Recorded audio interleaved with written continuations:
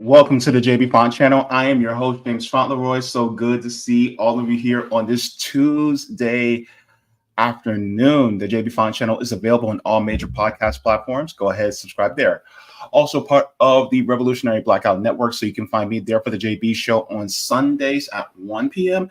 and for the Sabby and JB Show on Thursdays at 5 p.m. Eastern Standard Time in a theater near you. So, if you guys have not already, go ahead and like the stream. That helps me out very much. Thank you very much for that. Also, if you guys have not already, you guys can subscribe to my Substack at jaybefaunt.substack.com. This gives you email notifications whenever I go live, upload clips, or write any articles. So thank you very much for that. Well, we are going to have an interesting and very informational show for you today. I cannot wait to get into this. But as always, just want to say hello to the people in the chat while I have you here so that we can just, communicate and commune. You know what I mean? All right. So also, by the way, take the poll. Justice says, regarding the poll, I would leave the U.S. period. Not just related to healthcare and now finances isn't the only impediment to me fulfilling that dream yet. Someday we'll be together. Oh, man. I hope so, Jess. Jacqueline coming in saying, hey, everyone. Good to see you, Jacqueline. Nice to have you. Pat T says, I'm sick of my violent, racist country. I want to leave, preferably to a socialist country. Cat, you preaching to the choir, Cat. I feel you. It's tiring here, man. Dealing with all this, it's exhausting. I hope they got better tea, too. They probably do. All right. We have Zoe coming in saying, this is a great topic. I'm always considering leaving, but I also feel like if I was born here, it's on me to change here, not to run. That's actually a really good point. I actually should talk about that a little bit more. I'm going to start that. I'm going to talk about that a little bit more, too, as we go forward in this as well. By the way, guys, this evening at 8:30 p.m. Eastern, I will also be covering the debate. I decided this morning because one of my comrades was like, please, can we talk about it? I was like, okay, all right, fine, we'll do it. So I will be covering the debates and Dr. Jill Stein's her response to the debates. Because, the Democratic Party, who's supposed to be Democratic, doesn't actually want people like Jill Stein to be on the debate stage. I don't see any of the libertarians on the debate stage either, which means that it tells me the Republican parties really don't want them on the debate stage either. So in reality, are they really contending against one another, or really it's just a showcase of either or side of what's terrible and terrible for you? Well, the world will never know. So thank you very much. We have Cobra Commander says, not going anywhere. If I leave, I'm leaving someone else to deal with the Pentagon. Yeah, that's also a really good point. Shout out to Sabiha in the Orlando chapter of RBN. This button says no votes for genocide. So I just wanted to show that off. Thank you so very much. Yes, no votes for genocide. Awesome. So, what are we talking? Oh, let me check on the Rockfin and Rumble side to see if we have any comments, any people saying hello. All right, looks like we're good on the Rumble side. And on the Rockfin side, we're good on the Rockfin side. All right.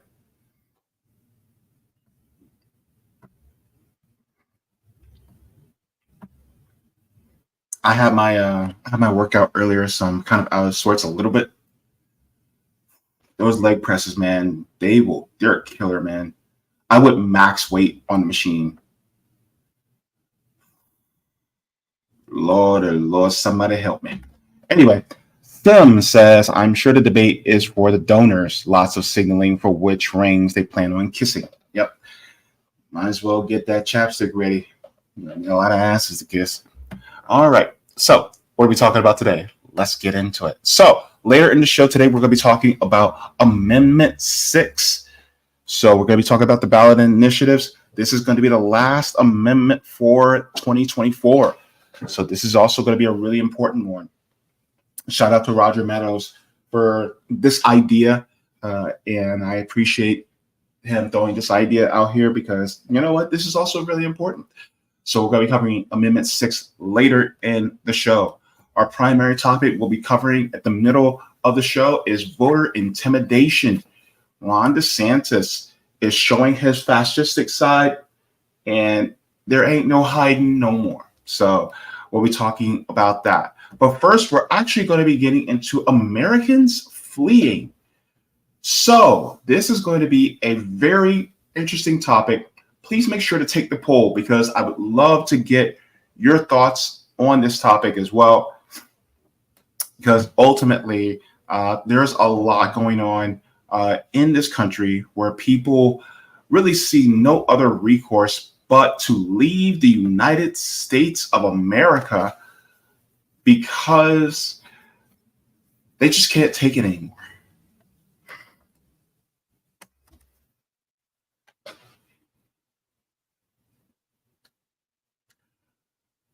What do you do when the country that you live in does not give you adequate public goods in order to survive?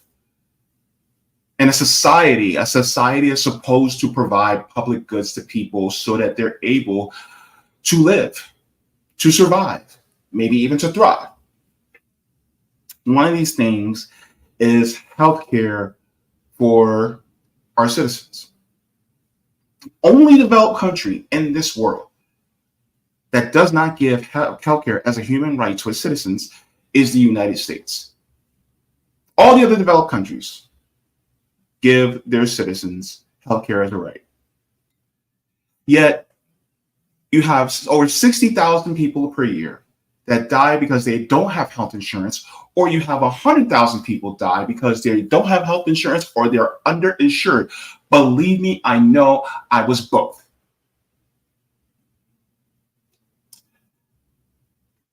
And so a lot of people now are choosing to really just leave their home, their family, their friends, and go abroad. I want to go to this article that was shared with me. Shout out to Roger Meadows for this one. And this says, more Americans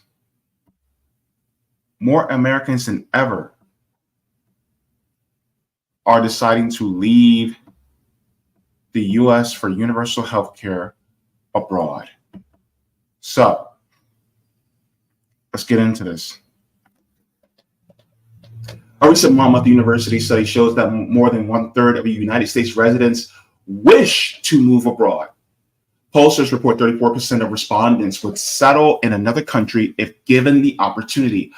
50 years ago, only 10% of Americans responded similarly. Let's stop there just 1 second. 50 years ago, 10% of Americans said, oh yeah, I would leave. You want to know why? If you think about the wealth disparities that have happened over the last 50 years, your dollar went further 50 years ago than it does today. So housing cost, food cost, your light bill, right? Your car insurance, your car payments, right? All these different things that add up over time, your money went farther. So you didn't have to spend as much. But now, because of what they call inflation, I like to call corporate price gouging, most of us, if not pretty much almost all of us, can no longer afford to actually live. And with that being said, no wonder many people in this country would rather just leave. A third of people say, I would just check out. Take that poll. Would you check out? If you could, if you had the means to be able to wave a wand and say, I would go to another country for healthcare, would you do it? Knowing the risks of no longer, or it being harder for you to see your family again, harder for you to see your friends again in person, would you still make that choice? Many of us would. Because without your help, what do you have? Let's continue. It says researchers picked Americans' brains using the same slice of life questions the 11 times since their inaugural ask in 1948, exploring Americans' hobbies, interests, and travel preferences across demographics like age, gender, race, and party line. First subheading says 1/3 of Americans want to leave. The Gallup organization asked modern Americans the same question to give to respondents in 1974, quote, if you were free to do so, would you like to go and settle in another country or not, end quote. While the question remains the same, Americans have never wanted to leave more. In the 1970s, 87% of those surveyed said that they would not leave the US. Only 10% expressed interest, and 3% said they don't know. This time, 34% reported that they would immigrate. Let me stop there for a second.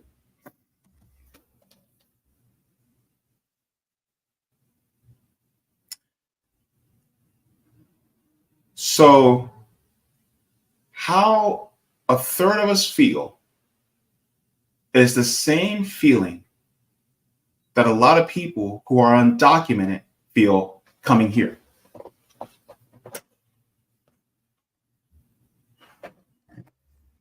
Oh, you didn't think this was going to go into immigration? Oh, yes, it does.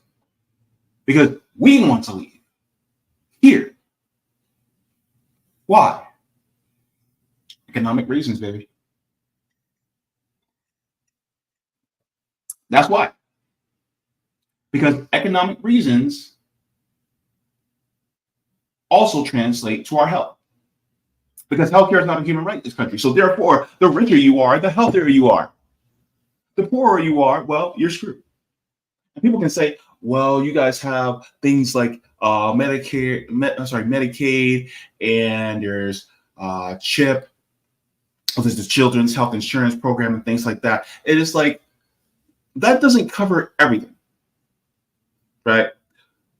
On top of that, what about the people who are just above that poverty line? Which that's a whole other conversation. We need to actually readjust these numbers because more people are in poverty than the actual metrics for poverty set.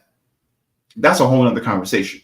But if you're just above that, then you make too much to get help, but you don't make enough money to help yourself.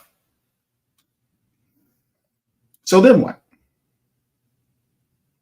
What is your option? They say, oh, go back to school. You already went to school. Some of y'all got master's degrees. And what is that master's degree worth? Is it actually worth something? Or you just need to come up with a good idea? Not everybody's brains are built the same for certain ideas. What happened to just sick? Hell, have you guys ever seen the movie John Q? Great movie by Denzel Washington. The rundown is basically John Q being a man in America, hardworking man. They are working class. And something happens to their son. I think he was playing baseball. And so the son, he could be no more than 9-10 years old, ends up having a heart condition. I think he goes into cardiac arrest. And so he needs a new heart. But because even though the parents had insurance, it didn't cover cardiac arrest or major life-threatening conditions like cardiac arrest. And so out of desperation, he took the situation into his own hands. Now, it should never have to get to that point, but it feels like people are put to that point every single day. The only thing different is they don't carry out the actions of John Q. They just die. So I encourage you guys to actually watch that movie because it really puts the healthcare system through a lens, but really it's a systemic issue.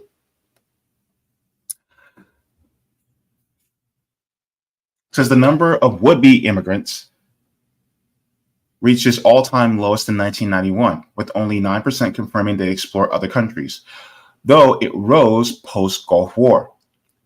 Monmouth University Polling Institute Director Patrick Murray says political preferences play a role in recent immigration interests.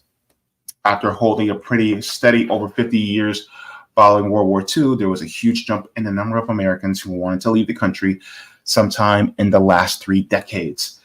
I'd be willing to bet that a partisan rancor of the past few years has played a significant role in the heightened desire to immigrate. What else drives Americans' interest in mass exodus? Foreign living platforms, Expatsy, published findings this year for its latest Expatsy test, a diagnostic research designed for Americans with immigration interests. The test collates varying data polls using quiz criteria about how they see their lives in a new culture. It says the healthcare conversation. One of the most overwhelming responses concerns healthcare, often a bone of contention in America when asked how they expected to cover healthcare costs living abroad. 70% of those interested in relocation chose universal healthcare.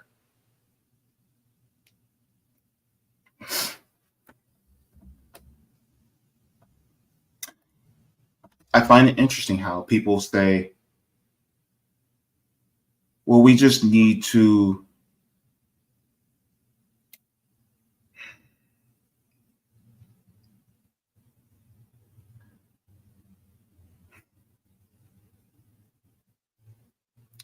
put ourselves up by our bootstraps. People are choosing to jump on a plane and go someplace else because the notion of picking yourself up by your bootstraps is an impossible task. That phrase was created to show how impossible of a task it really is.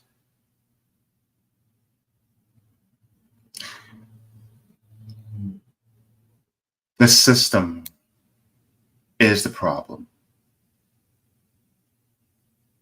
And yet, can we blame people who want to leave? I can't blame them.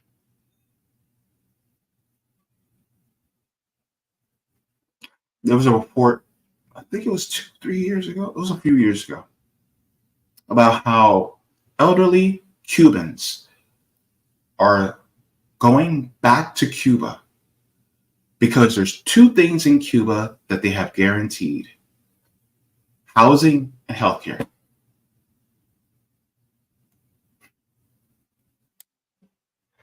Land of the free, right? Let's continue. So citizens' desire to leave correlates with Americans' ever-rising medical costs.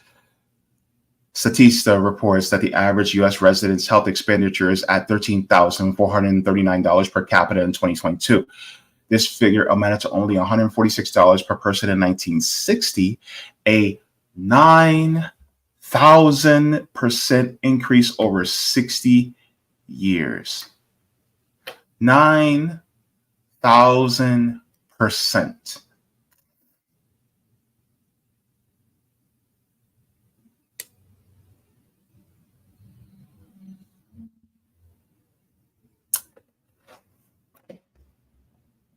you're spending $13,439 per capita. But in 60 years ago, you were spending $146 per capita. The National Center for Health Statistics says 25 million people, 7.6% of all Americans, didn't have health insurance in 2023. Most uninsured, age 18 to 64. Citizens over 65 are the most insured. Why are the most citizens over 65 insured? Medicare. It kicks in when you're 65. And the crazy part is, your health should be monitored from the womb to the tomb. The problem is that by the time a lot of people get to age 65, they've neglected their health so much that they need all this work done by the time they hit 65. And they're so broken down because they never actually got preventative health care from the ages of 18 to 64. So between those ages, a lot of people, they forego their health care because they can't afford it. So then by the time they hit 65 and they finally get that Medicare, what's going on? They have all these different problems. Some of these things are permanent issues that could have been remedied before, but they can't do it now because they didn't have the health insurance from the ages of 18 to 64. Or if they did have health insurance between the ages of 18 and 64, they still didn't go to the doctor because they were underinsured, because the premiums and deductibles were too high, because the copays were too high. If you have a $200 copay and you don't have $200, are you going to go to the doctor? And then what if you have more tests that need to be done, or you have to see a specialist? See how that adds up?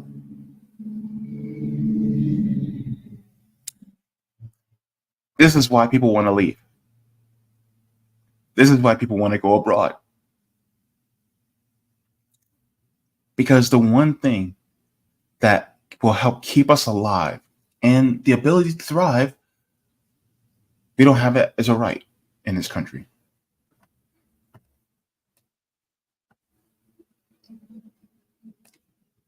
About 2/3 of expatsy test respondees are aged 25 to 54. This group is more likely to have young children, but less likely to have health coverage. Shouldn't the people who have kids, shouldn't they also have health coverage? I mean, they're literally taking care of kids. They should be the healthiest possible.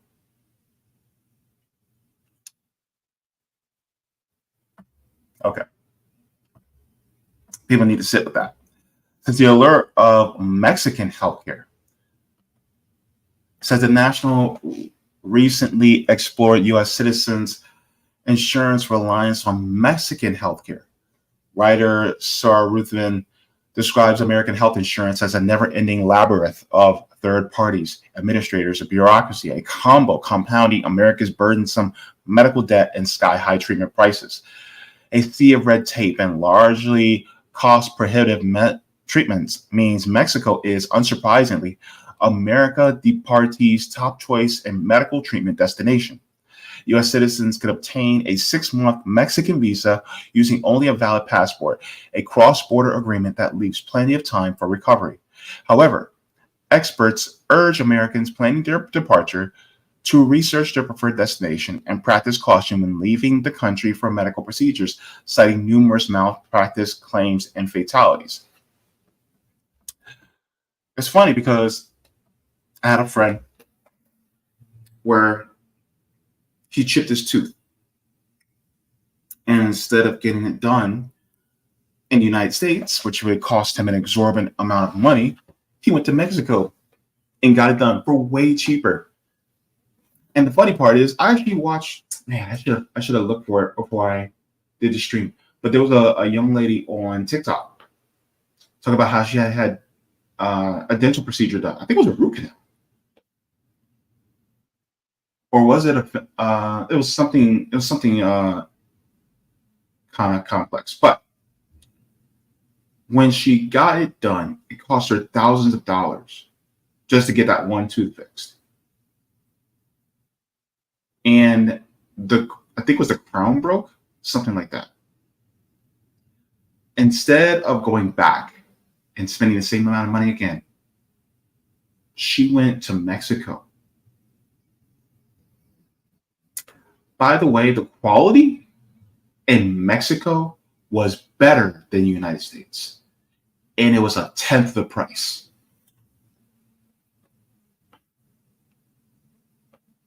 That's why people are leaving. We have now a reverse immigration that's going on because this country does not take care of its citizens. So now people are going where they could be taken care of. Roger Meadows talks about this a lot. And I honestly, if my nieces and nephews come to me about this and they ask me, well, I want to go back to school. I want to go to college. I will say exactly what Roger tells me. Go school abroad. Go abroad. Go to Germany, go to France, go to someplace abroad. If you want to, if they can take you for free, go to Japan. I don't care. Go abroad. We'll Skype. We'll Zoom call. I'll see you back in 4 years. Why? Because this country doesn't take care of us.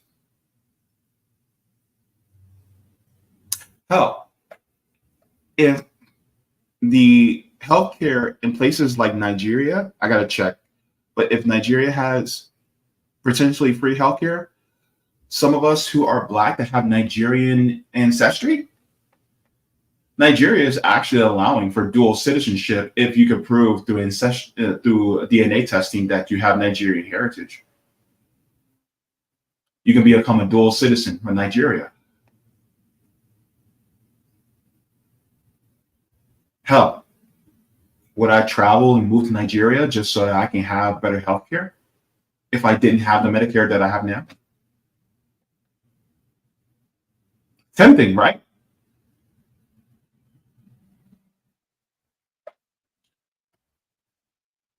Let's continue. It says the rise of medical tourism.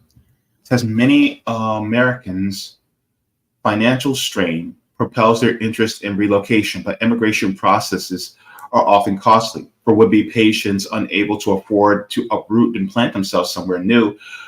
Some companies offer services to help Americans become medical tourists. One such platform is Health Stay, a new resource for health-seeking expats. This company offers international patients bespoke, top-level medical care in the United Arab Emirates, alongside elite accommodations, including luxurious post-operation excursions. Some evidence even suggests aesthetics and environment may contribute to faster post-operative recovery. Daunting travel expenses still pose barriers for many American consumers, as healthcare costs and international travel are both prohibitive. So, this here, there is a lot of people that have also talked about this, how it is actually cheaper to buy a plane ticket, go to another country that has universal health care, and then pay for travel, food, expenses, and get your procedure done. It is cheaper than getting healthcare done in this country. And also, being around an aesthetic environment also does help you recover better. Why do you think there's parks, little mini parks and benches and stuff like that in a lot of hospitals now?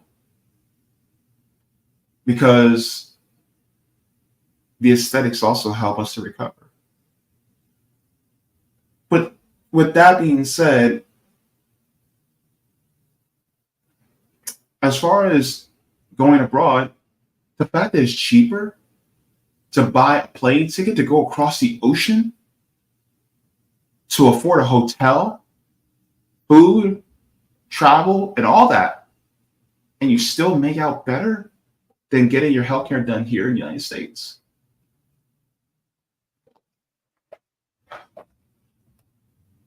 And when it comes to healthcare for everybody, healthcare for all, at the very minimum, a single payer healthcare system, people like Kamala Harris and Donald Trump don't want that. They don't want that for you. They never wanted that for you. And the issue is they're trying to keep you in fear so that you don't make the best decision for yourself. That's what it is. They keep you in fear. And then what ends up happening to you? You end up dying faster. Your kids, your parents, your siblings, your aunts, your uncles, your nieces, your nephews, they die faster because the other person is going to subvert democracy.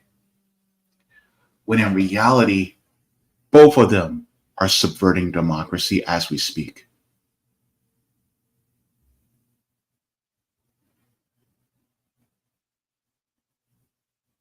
They will subvert democracy and tell you that they're safe.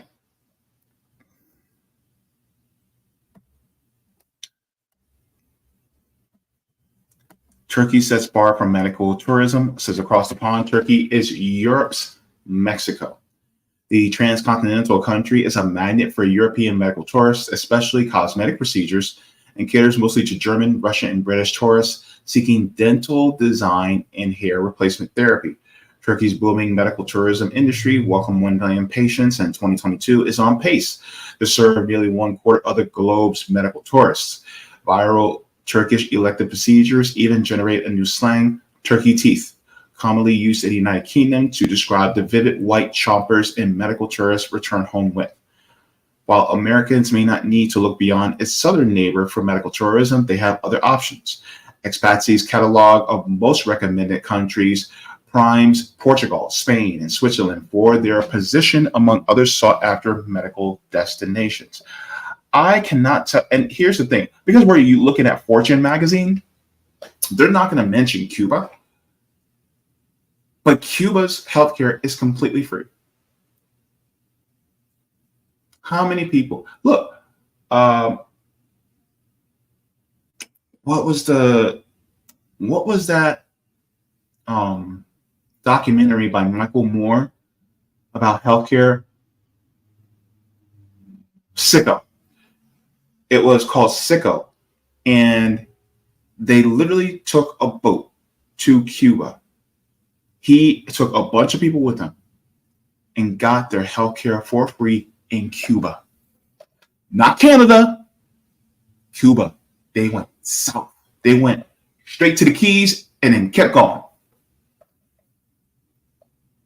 You want to know what's interesting about Cuba? My trans siblings, come here. Trans siblings.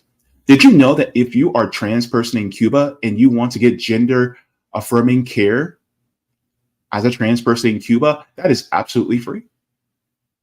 They've been doing gender reassignment surgeries absolutely free in Cuba since the early 2000s, baby. You don't have to crowdfund for your gender affirming care.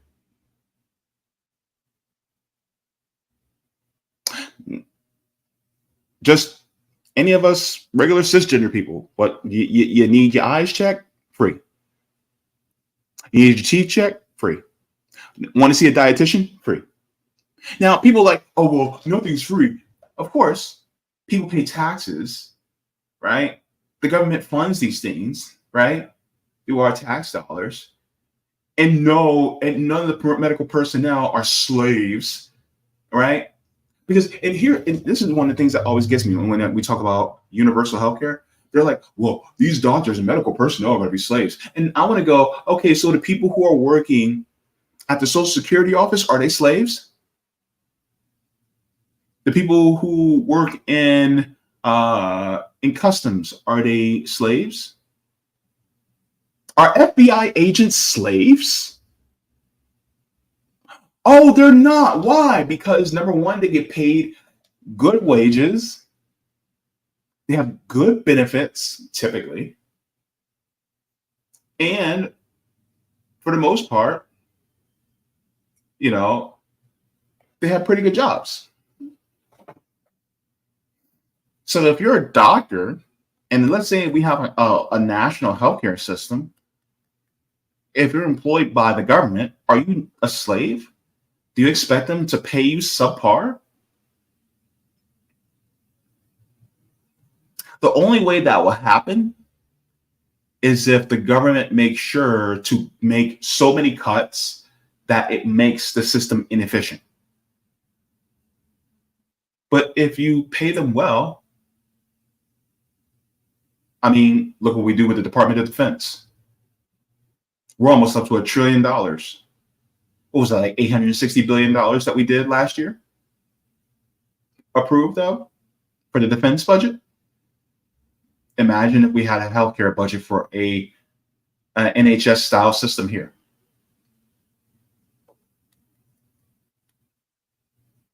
What if we can compete and do better than Cuba? Do better than China? What if we can do better than the UK?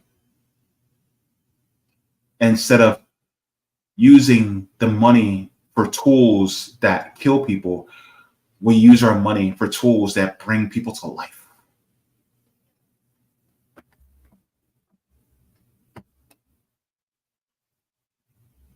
So they're not going to tell you about all these other countries.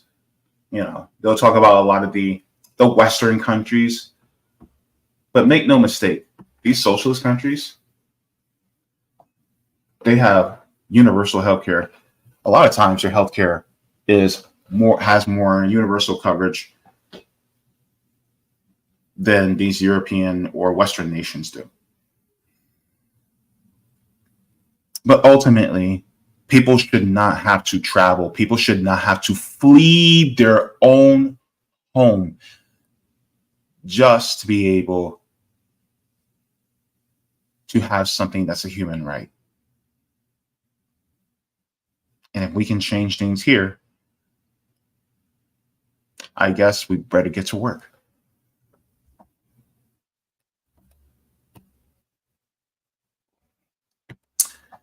Go ahead and give the stream a like. Thank you so very much to everybody for tuning in for this segment. Did you guys take the poll? Go ahead and take that poll. I'm going to go to the chat. Let me check on the Rumble side to see if I have any Rumble rants. If not, then that is okay. You guys are pretty quiet on Rumble, even though there's a few of y'all watching. Thank you very much. Let's go into the Rockfin. We're good on the Rockfin side. All right, so let's get into this. All right.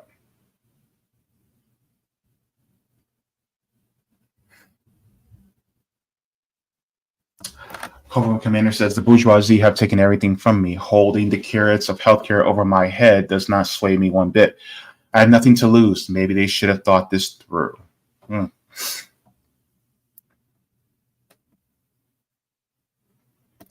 Let me see.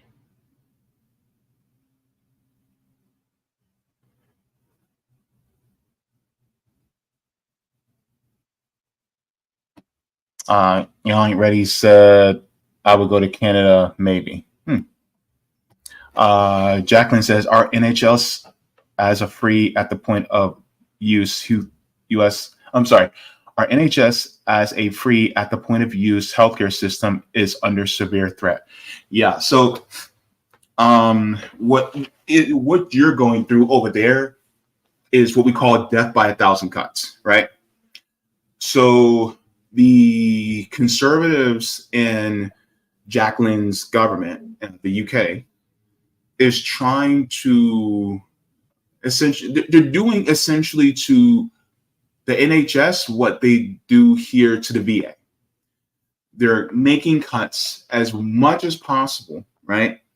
Because ultimately they want to be able to point and go to the NHS and say, see, it's inefficient. This is why government shouldn't be in healthcare. This is why we shouldn't have government free at the point of service.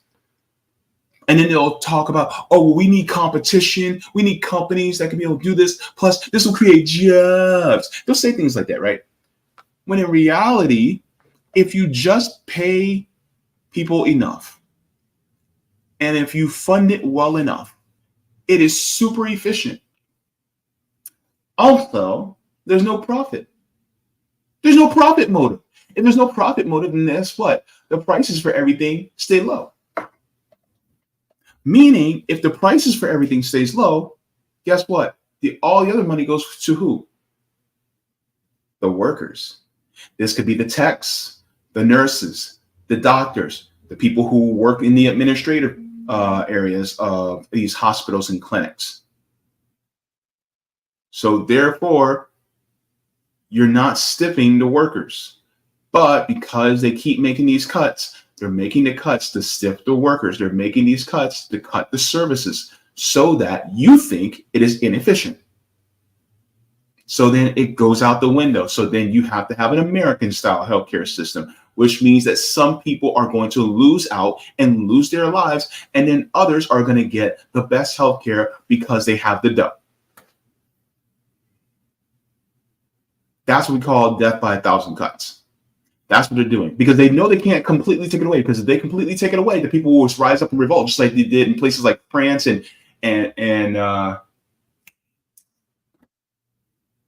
blanking on the country's name. Isn't that interesting? Yeah, Bangladesh. See how the people rose up in Bangladesh? We talked about that two weeks ago. They don't want that in England. They don't want that in Wales and Scotland. They don't want that. No. So you know what they have to do? They have to weaken it slowly. They have to choke the life out of it. So then people will acquiesce, or people will consent. Their consent is manufactured to take something good from themselves away. That's how they do it. And it's really by the methods of the corporate parasites that are doing it. They're the ones who are really behind it. But yeah, my heart's with y'all over there. Keep that NHS going. Fight to keep it there. Do not, Jacqueline, please do not let them turn it into American style. Our healthcare system is horrible. Please fight like hell to keep your system and fight to strengthen it. Jen says, very good film, but wanting to save his kid. But the thing is, and here's the thing though, shouldn't we want to save everybody? Why is it always an individualistic thing? That's the crazy part. It's like we should be wanting to save everybody. And even though that is a good film, right? And I applaud people like Kimberly Elise and Denzel Washington for their performance. My thing is that it's still inadequate because, yes, the kid in the end gets the new heart and the father ends up going to jail for a few years because of what he did. But here's the problem. The system still remained the same. Yeah, one kid got saved, but what about the system? Because there's going to be many more kids like that.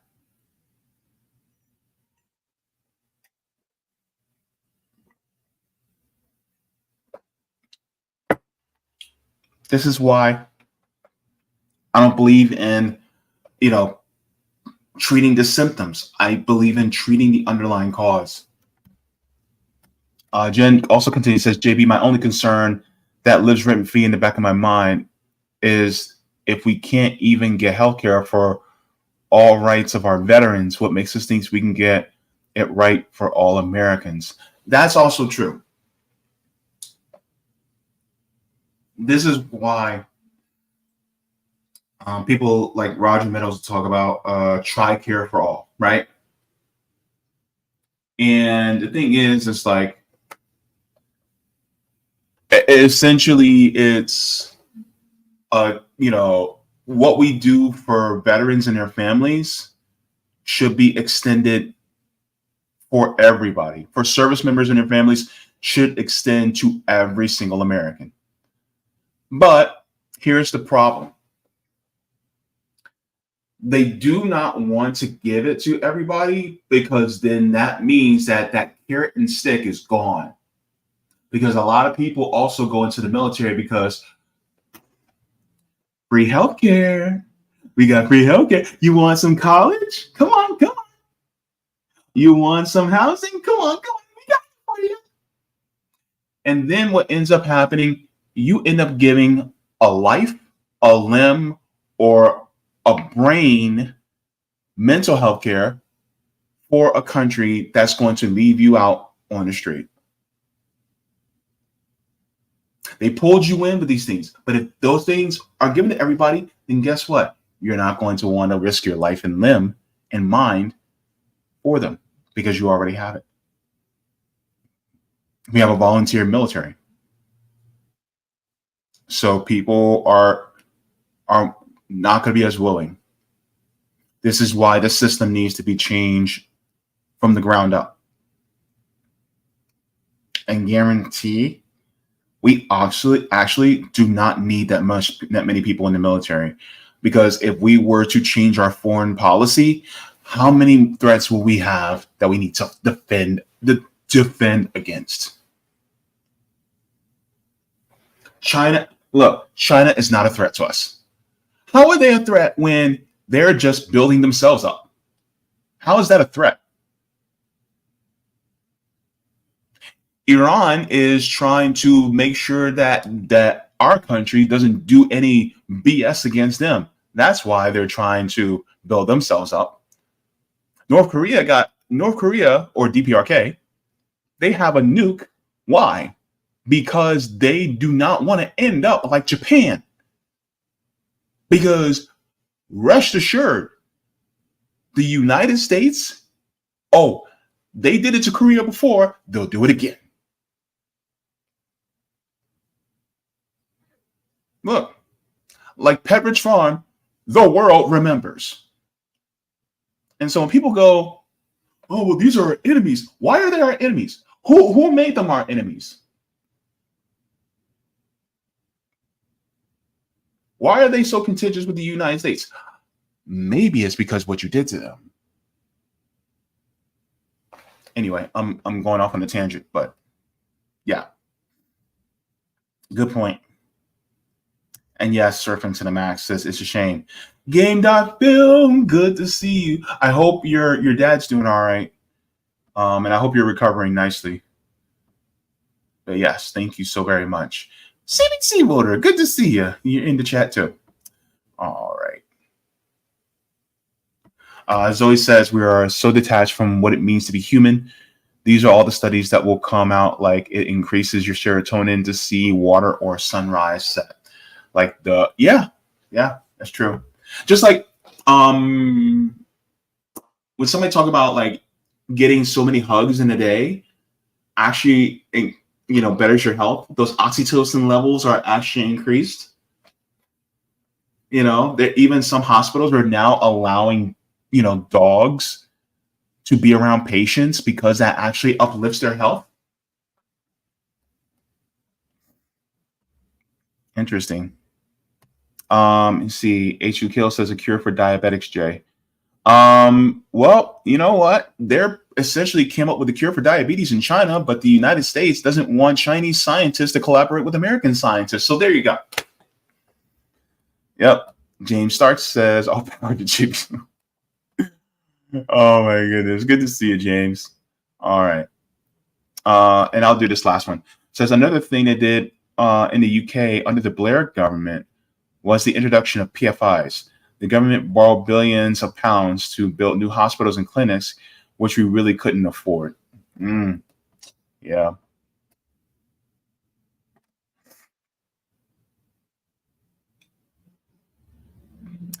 What if Alf List did a video called The Anthropology of NPCs in Real Life? It was an excellent analysis of how people move through life. Interesting. I don't like calling people NPCs. That's a very individualistic thing to me. To call people NPCs, it makes people seem like they're irrelevant. Because so for many people, NPCs is a video game reference to non-playable characters. So when you're walking through an area and you just have people, situated, but you don't hear anything from them or you don't really interact with them, they're just moving through life on autopilot. Those are people call NPCs. The thing is like when people call them NPCs, it basically, in my view, strips people of their humanity. Each person literally has a life that they lead. Now, do some people go on autopilot? Yes, but why do they go on autopilot? Because ultimately, they're just trying to survive. And we live in a system where it takes their autonomy away. It takes their ability to lead a life, with liberty and pursuit of happiness away. So, of course, they're just going through the motions. But I hate that term, and maybe it's just a semantics thing, but I hate the term NPCs because the thing is like that it makes them seem irrelevant. Like that human being that's on the street is irrelevant. But they are relevant because they're literally your human family. And you don't know who they are or what good they could be for you. Hypothetically, if you got into a car accident, would you care if they're just NPCs or would you consider them just NPCs? Especially if they convened and came together to help you get out of that car? If you got into a bad accident? Are they just NPCs then? No, they're heroes. They turn from NPCs to heroes. The thing is like, we got to give people, we have to see ourselves in humanity. Right? We got to get out of this main character syndrome and start looking at humanity as the collective.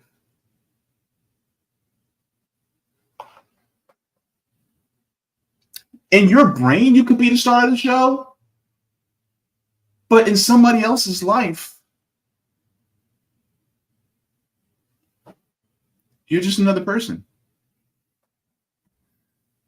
It says he's talking about how this system makes people feel like they are irrelevant and analyzes the breakdown social cohesion of technocratic society. That's also interesting. And you know what? Just as a point on this, I think that people feel like they're irrelevant because the system tells them that they are. And the system acts in a way where it makes people feel like they're irrelevant. Meaning, how many people get listened to when it comes to their concerns with how the system works? They don't listen to them unless you're super rich. So you have a bunch of self-important pricks like the Harlan Crows, the Elon Musks, and the Jeff Bezos. But people like you and me, we don't feel that important because even if we bubble a couple of things on a voting ballot, how does it do we actually get listened to? So the thing is like, it's up to us to actually force our relevance as a collective instead of accepting it from these corporate parasites. So, and that sounds like an interesting video. I'm probably agreeing with this person, Adventures in the Free World. I'm probably agreeing with this person. But yeah, I mean, I hate that this system, takes its relevance away from other people and makes them feel like they matter less. No. Baby, you matter. I don't care. To all the people that's watching right now, I don't care who you are, where you are in this world. You matter because you affect us in a positive way. You can affect us in a negative way. You can affect us in a positive way. But therefore, either way, you are relevant.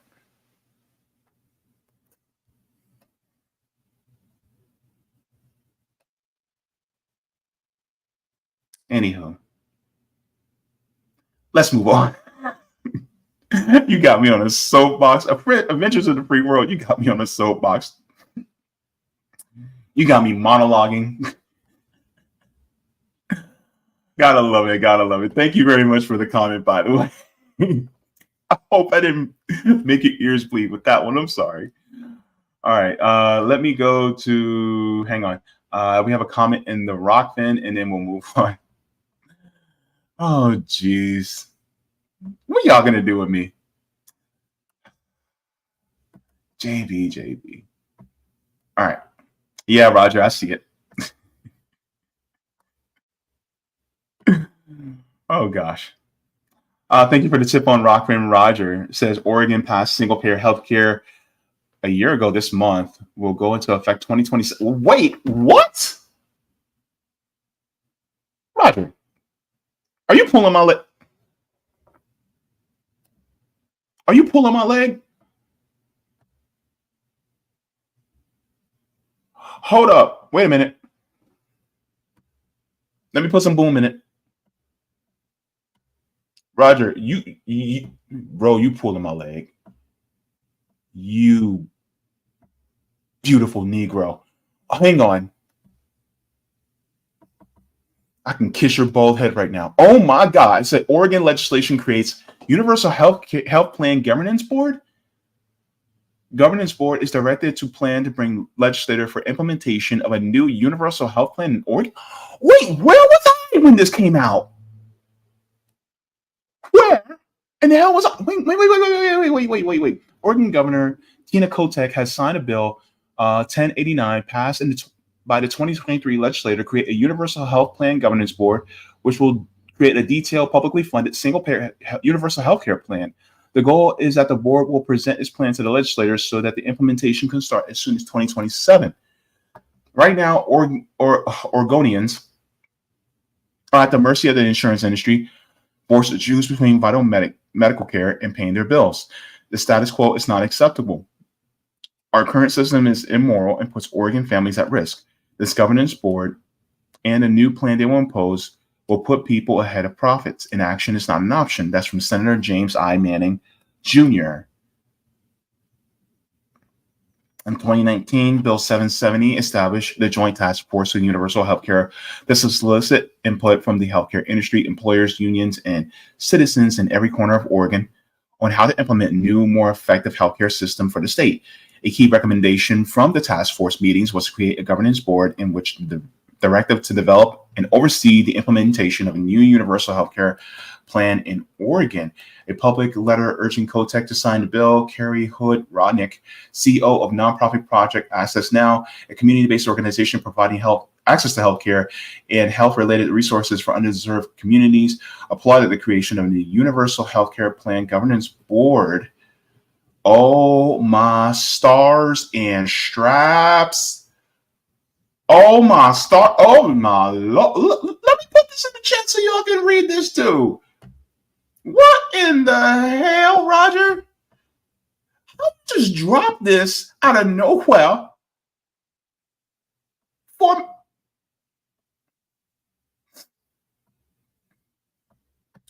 Roger? Next time I see you, you getting a hug, brother. You getting a big old hug, a bear hug for that one. You know that was crazy. Okay.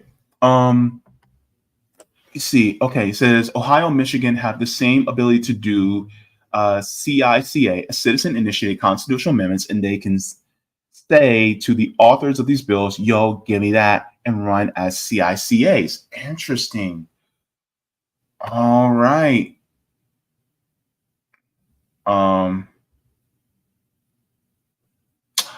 Oh, this Forbes one. This is that one is paywalled, so we can get around that.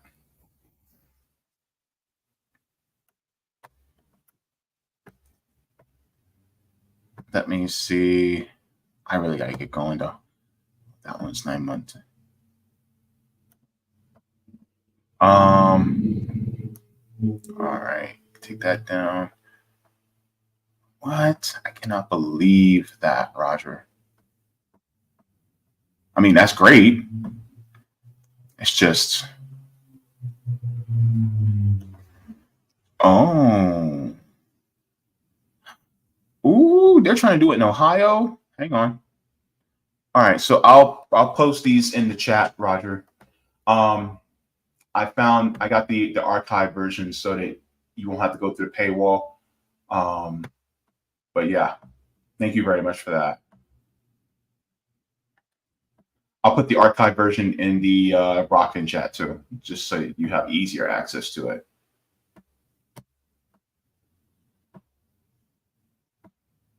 And this one is bills create universal health care coverage in Ohio reintroduced in the House. That was last year.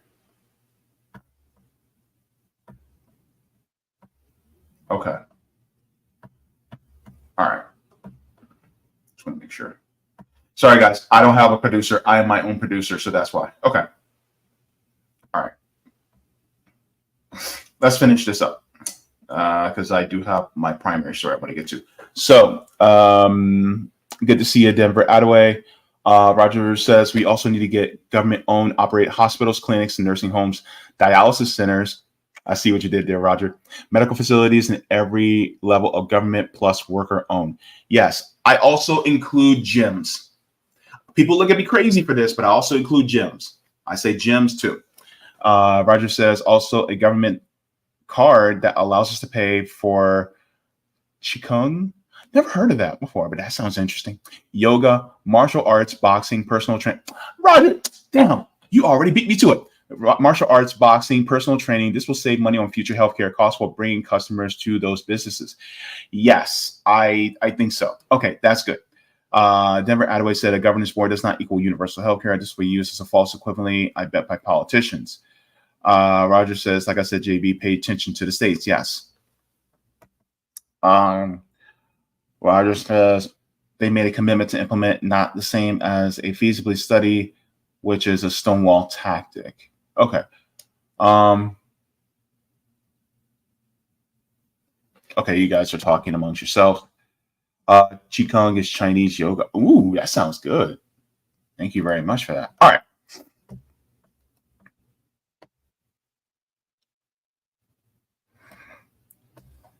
And I agree with you there too, adventures in the free world. All right, so let's get to the next. Actually, you know what? Let me give a shout out to the patrons before I continue because I want to make sure I get this in. So, with that being said, I want to give a shout out to the patrons here now. Then, yeah, Don John. Oh, I saw cute the patrons here. All right. Good to see all of you. Thank you so much. These are the patrons and these are the tiers. Without you guys, I would not be able to do this. Mega Jaybefaunters, super duper Jaybefaunters, super Jaybefaunters. We have Jaybefaunters. We have Comrades, Solidarity, and JB members. And also shout out to new members, Noah Leon and Borican Libre. Thank you so very much for being new patrons and helping me keep the lights on, literally. And also, just let you guys know, my channel's demonetized. So if you'd like to support the channel, you can support either via Patreon or PayPal. That's PAL with a P. Thank you so very much. All right, so we're going to go into the next subject here. We're talking about a fascist. His name is Ron DeSantis. Voter intimidation. My goodness. Sending the police to voters' houses? Ron DeSantis? Would he actually do that? Oh, you bet your sweet ass he would.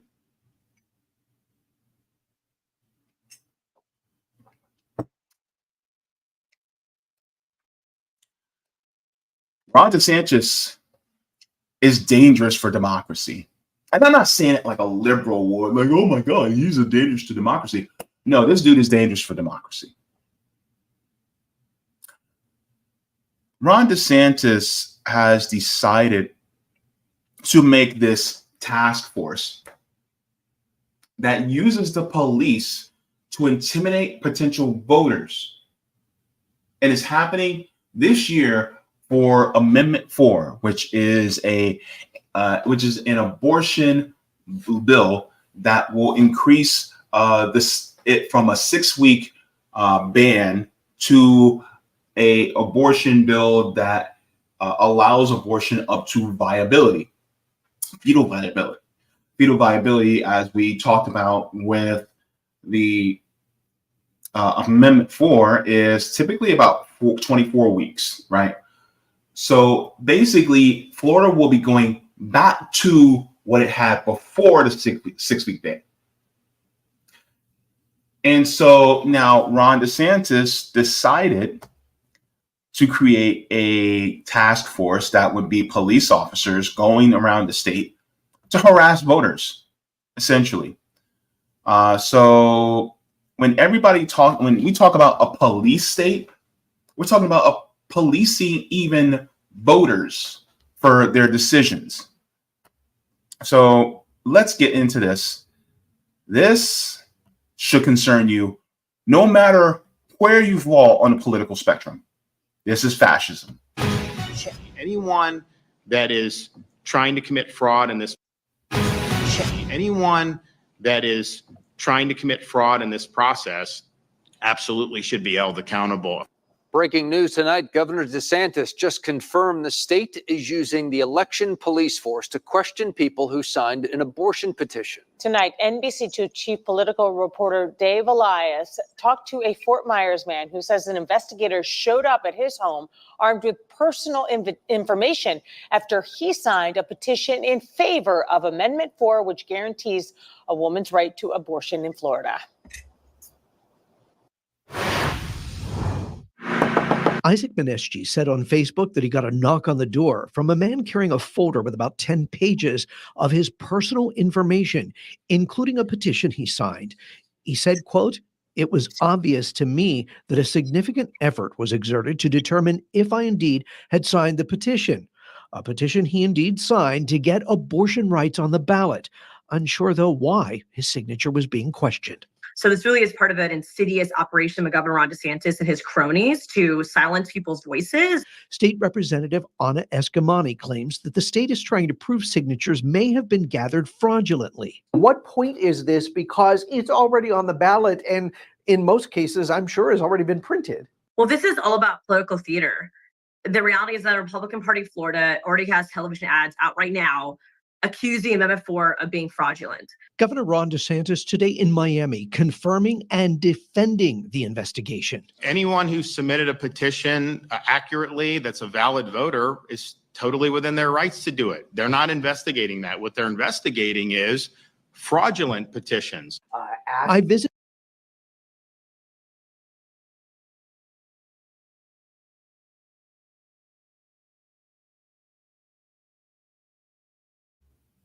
If you signed a petition, I did, for this law to be on the ballot, if police actually came to your home to question you about a petition you signed and to make sure that it's valid, right?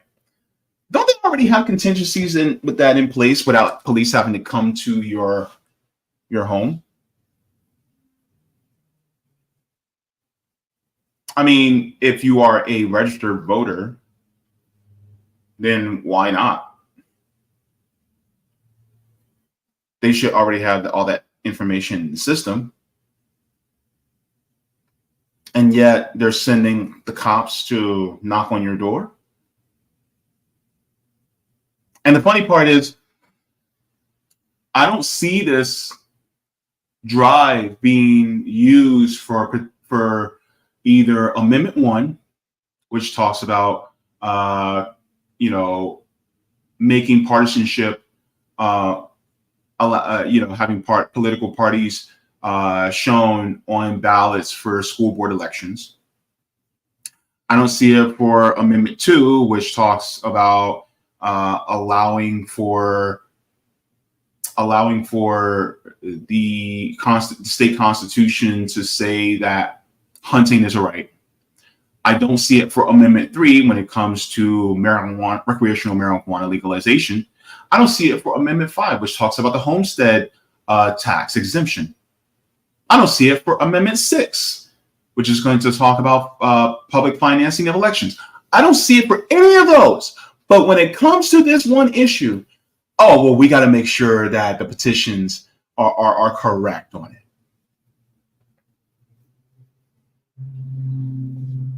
We gotta shake down the voters to make sure that they actually did the right thing. This is a police state, man. That's what this is. I don't care where you fall on the spectrum politically, you should be against this. And people will say, well, these people, they're going to be voting. They're using dead people to vote. They're using their dogs to vote. If a person's dead, doesn't the state have access to their death records, their death certificate, and things like that? If the person died?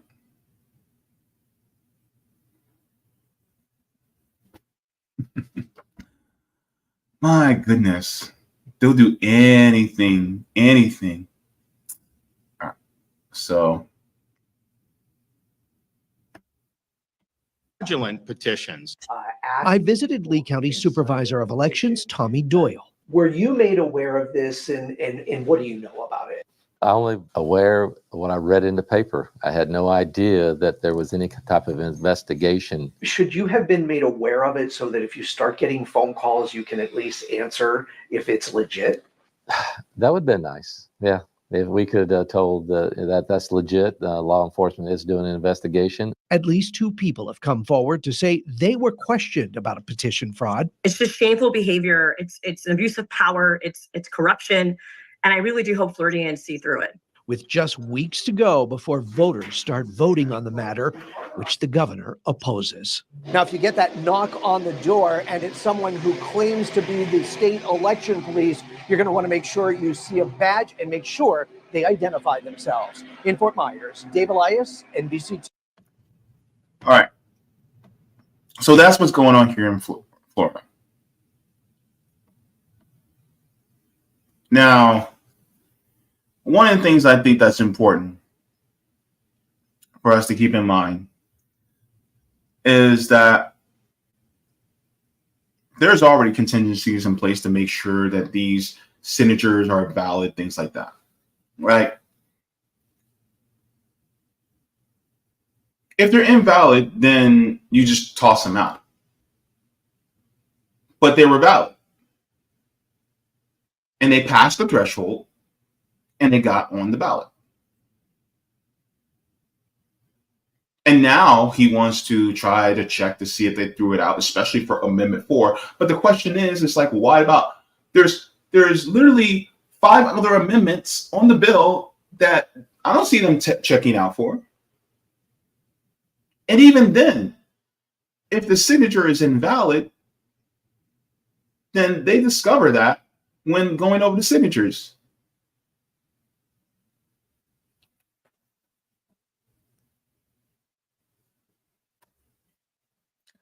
Let's go to this article.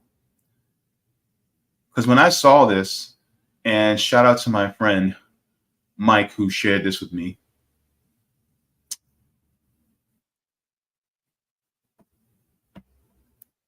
This was a wild story.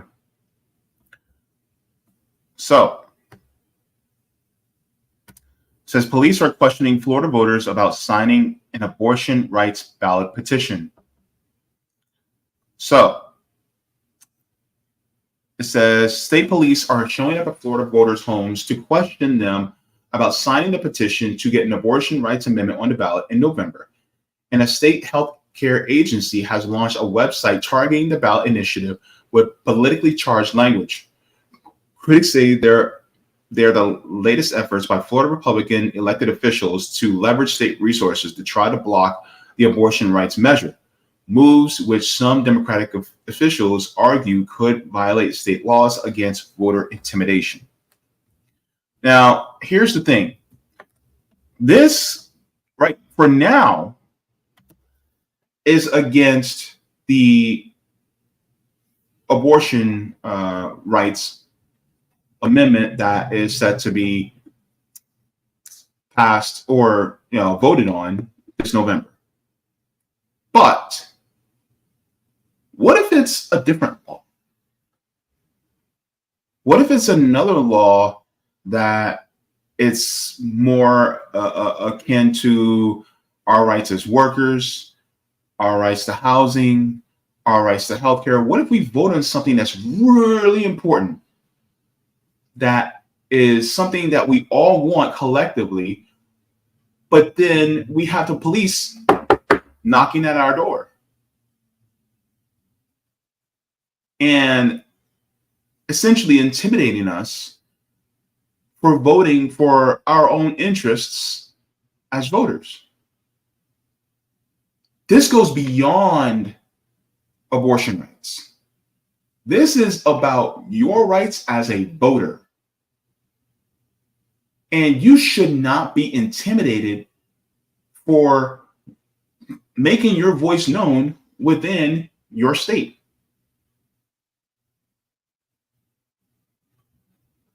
This is a very steep and slippery slope that I see Ron DeSantis on. And it feels like a larger, more statewide version of the Ocoee massacre. It's like, how far is he willing to go? Using the state to hamper people's voice? That's fascistic. Says critics say they're the latest efforts by Florida Republican elected officials to leverage state resources to try to block abortion rights measure. Moves which some Democratic officials argue could violate state laws against voter intimidation. Ron DeSantis has repeatedly used state powers to interfere with a citizen-led process to get reproductive freedom on the ballot. This is their latest desperate attempt before Election Day. By the way, here's the crazy part. You got to remember, this is direct democracy.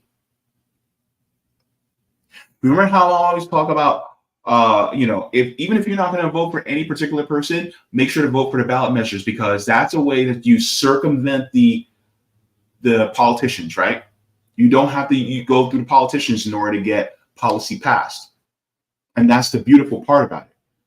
But they're trying to interfere with your ability to have a direct say over how your lives are ran. This is an actual threat to democracy here in Florida. Like I said, this goes beyond this one amendment. This could be used as a tool for voter intimidation for anything and everything. Let's say I'm just throwing a hypothetical out there, but what if we vote on a universal healthcare ballot measure for Florida, and let's say it's set to get 65, 70% of the vote, right? We have a threshold of 60%, but we get above that. And they know it. Well, what's the best way to prevent people from voting on it? Well, voter intimidation. All right? They will intimidate you so that you end up voting against your own interests. They use fear, which is the tactic which both Democrats and Republicans use. Democrats will use a more roundabout way to do it, right? They'll say, well, if you don't vote for us, well, then the Republicans are going to ruin your life. This is why they discourage people from voting third party. But the Democrats do it. Just ask Jill Stein, especially what happened in places like Nevada, where they're getting her off the ballot. And they're doing it in Georgia as well. Think about it. And the issue is that's what this is. Let's continue. It says the ballot initiative known as Amendment 4 would enshrine abortion rights in Florida law. If approved by 60% of voters, the procedure would remain legal until the fetus is viable, which I said it was 24 weeks, as determined by the patient's healthcare provider. Isaac Minash, one of nearly 1 million people who signed a petition to get the measure on the ballot, said a law enforcement officer knocked on his door last week in Lee County in Southwest Florida to ask him about signing this. Nearly 1 million people signed a petition.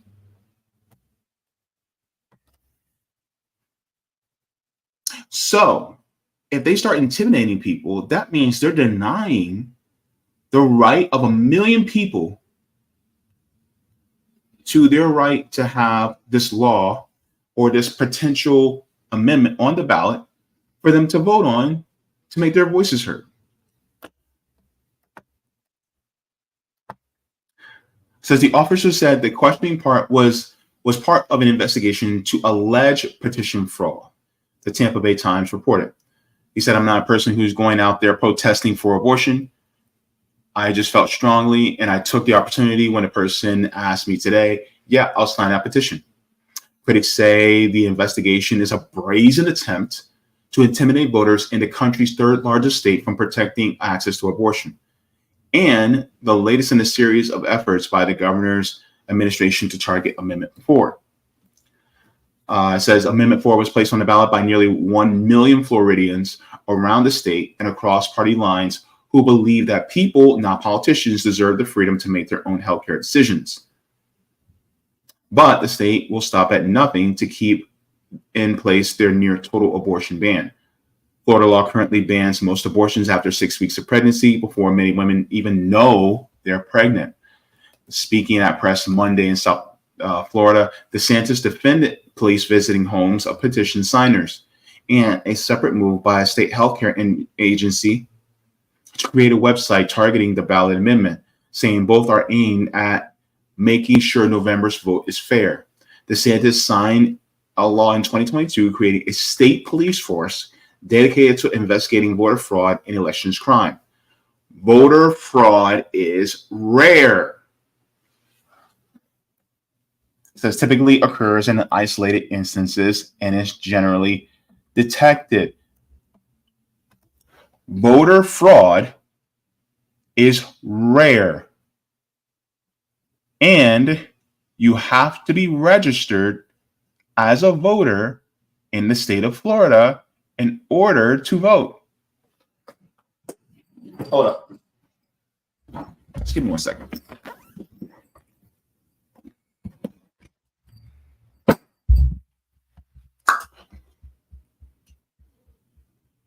So I have to have my ID. I have to have my ID, okay? My voter registration card. I have to have my voter registration card, which means you have to have your ID in order to be able to get it in the state of Florida, right? Meaning that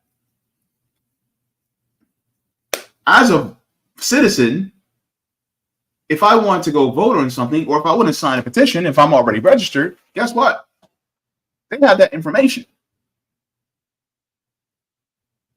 So is this police force necessary if it's already in the system?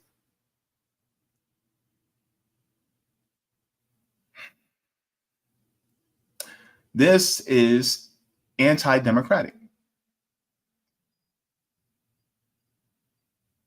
This is fascism. To take your voice away.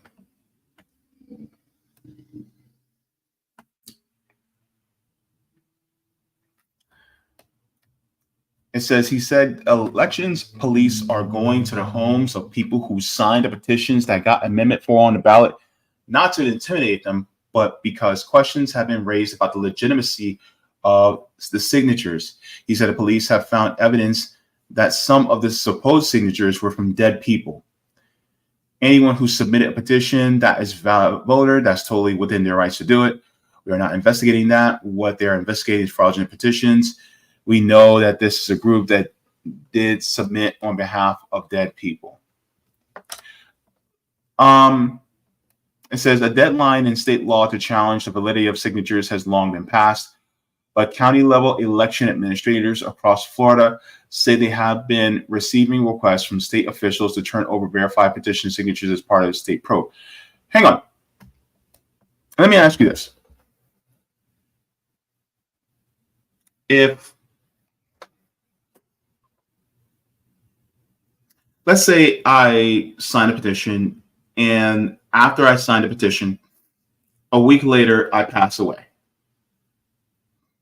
Should the person who was, petitioning and got my signature, would they be in trouble for submitting that signature because I passed away after signing?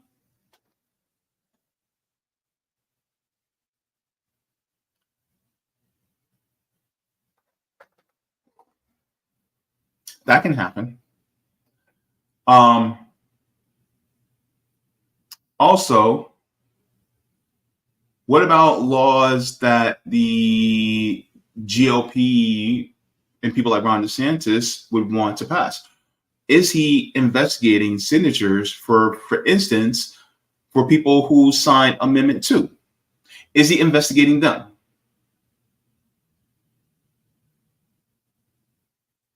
I don't give a damn thing about Amendment 2 or Amendment 5.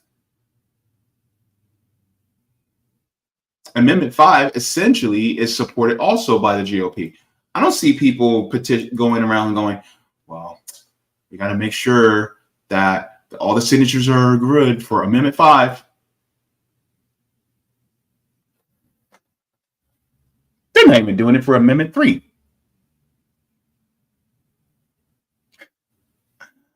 Oh my gosh. This is crazy, man.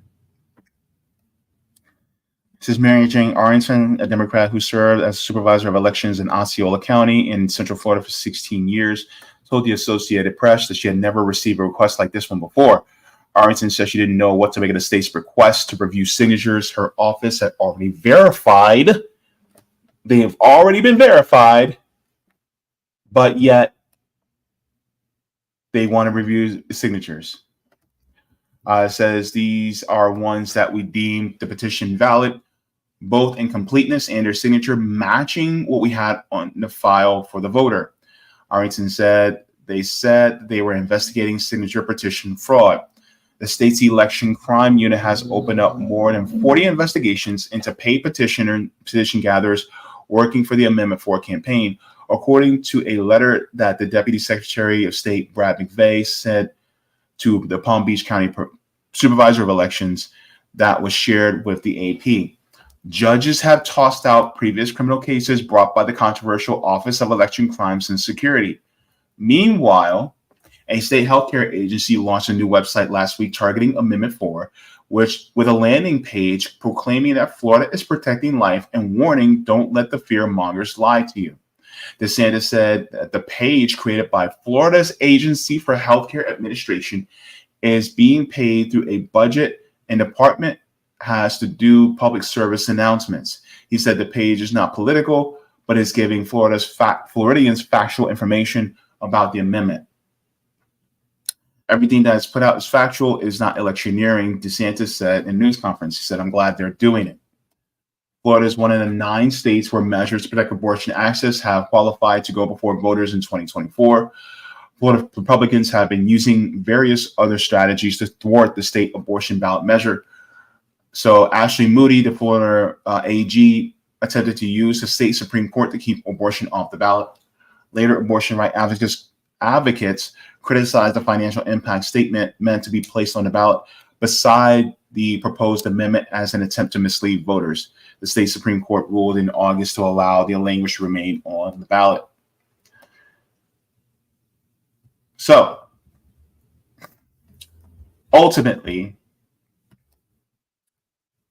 it's really just about intimidating voters to go the way that they want versus actual preserving the sanctity of voting, of democracy.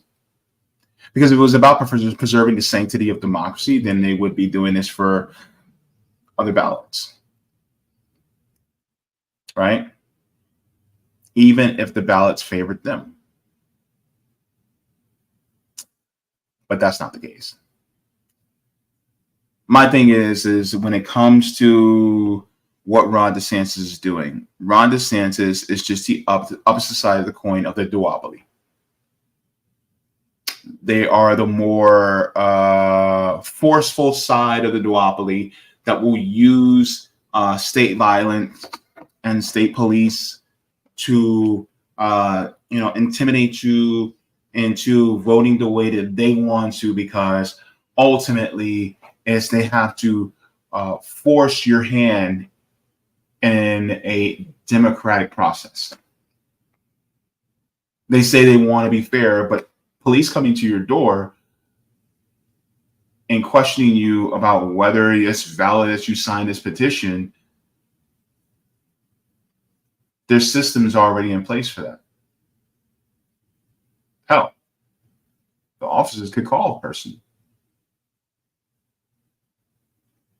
But that's not what this is.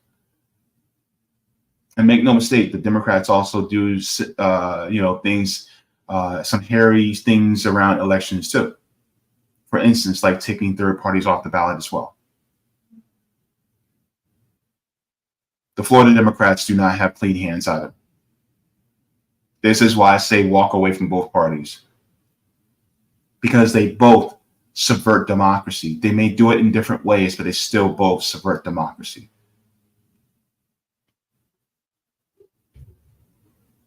There's more than one way to cook a potato. There's more than one way to subvert democracy. And they both parties do it. This is why, if you are, it's probably a little too late now, but after this election, at the very least, register independent.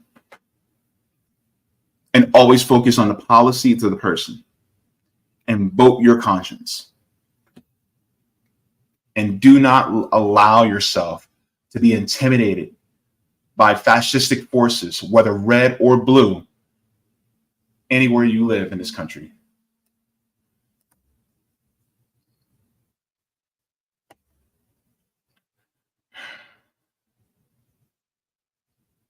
The hell with Ron DeSantis. Go ahead and give a like. Thank you very much. Appreciate it very much. All right, we're going to go into the chat. First of all, though, I'm sorry, I meant to get into the I forgot to look at the poll. My apologies. All right, so I'm going to share my screen really quick so we can look at the poll from the last segment, and then we'll get into the comments. All right. So out of 53 votes, says, if you could afford it, would you leave the U.S. for healthcare? 74% said yes, 9% said no, and then 17% said, I am not American. So yeah, that's very interesting. Thank you very much to everybody for voting in the poll. Want to make sure I got to that. All right, so let's get into, let me see.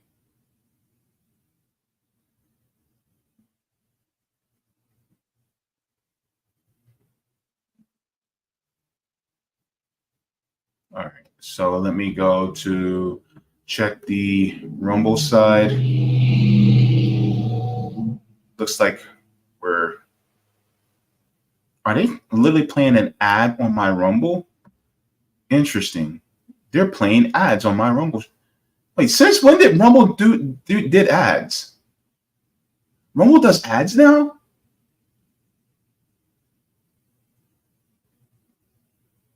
Interesting. You're doing an ad for an electric torch on my Rumble side, Rumble page. Oh, well. All right, so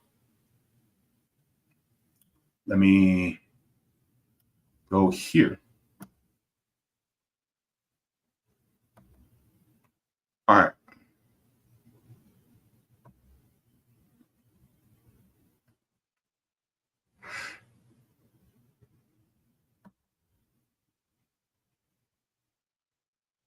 Let's see.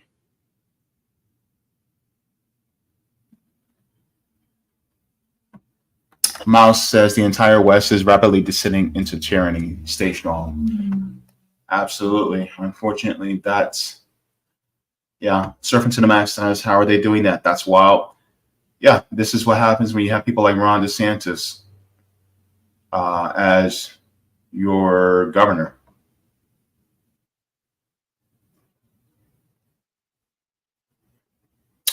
Corporate Commander says you don't have to speak to any police of any kind ever. Know your rights.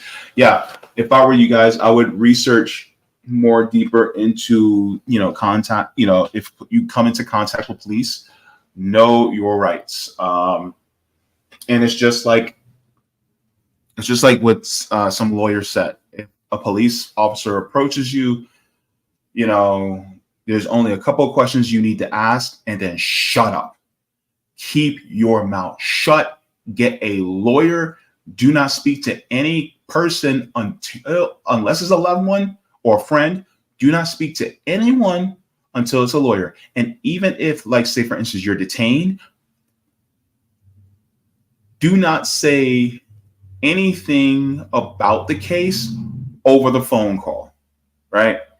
Like, if you're being charged, you can probably say, well, this is what I'm being charged with. But those phone calls are monitored, okay? And even if, you have family members or somebody like that comes into a room, no, because they probably have listening devices in those rooms. Get your lawyer, because by law, attorney-client privilege, and they can't listen in. So make sure you talk to your attorney before you say anything else. Get an attorney. So, yeah.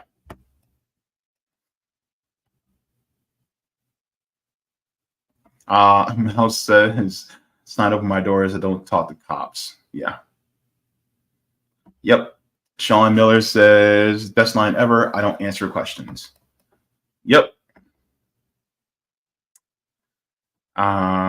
Jacqueline says, I heard some horror stories about the U.S. election system, like people having to drive for hundreds of miles or people having to line up for vote for hours. Yeah, I've heard, wasn't this, I think it was during the primaries. It was 2020 primaries where people stood in line for like 6-7 hours. And then they would close the polling place early. And there was times where people would be banging on the doors going, let us vote. And these would be Democratic primaries. And then you have the gerrymandering that Republicans do. It's just like both parties do it, man. And then they'll do whatever they can to get third parties off the ballot, like what they're doing right now in places like Nevada and Georgia against the Green Party. Dr. Joe Stein actually talked about it. Right now, they may be off the ballot in Georgia. They're still fighting it. I'm sorry, not Georgia, but Nevada. It's crazy. Dr. Joe Stein was talking about it on Glenn Greenwald, actually. Interestingly enough, I gotta tune in because unfortunately I can't play it on here, but she was just on the Breakfast Club today. So I'm gonna try to check that out, her Breakfast Club interview, because I hope she put Charlemagne the guy in his place. Because Charlemagne has been just terrible. Basically caping for the Democratic Party. Sila says, before the United States became the United States of America, it has always used fear and threats of permanent otherness to make individuals vote against their other own needs as human beings. Yeah.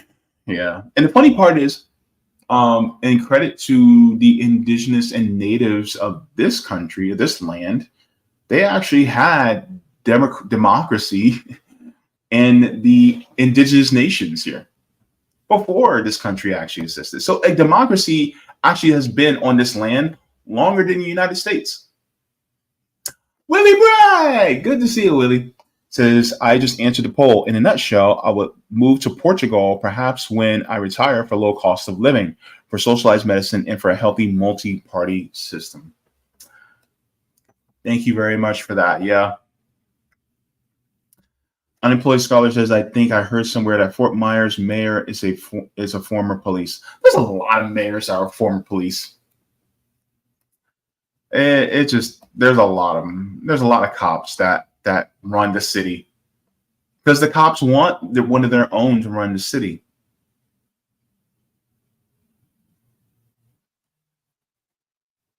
Let me see. Sila says, time for all of us that believe in self-determination to get our pens out to do so right. Whatever Joe Stein or Claudia de la Cruz is not on the ballot. Fortunately, here in Florida, Joe Stein is on the ballot. I'm not sure if Claudia de la Cruz or Dr. Cornel West is on the ballot, and you know how funny people talk about, well, if Joe Stein was on the ballot, you would vote for Kamala Harris. No, I wouldn't. No. There's either going to be one or two choices. Either I'm going to write in the candidate that I want in, and if I can't write that person's name in, guess what I'm doing? I'm voting for either or, you know, one of the other third parties or independents, or I'm leaving that part blank. I will say this. Donald Trump and Kamala Harris will not, cannot, can't not get my vote. They will not get my vote ever. Forever, ever, forever, ever, forever, ever. Yeah. No, absolutely not. Look, like I said, I do not vote for genocide. I will not vote for it in a box. I will not vote for it out of a box. I will not vote for it with a box. I will not vote for it at all.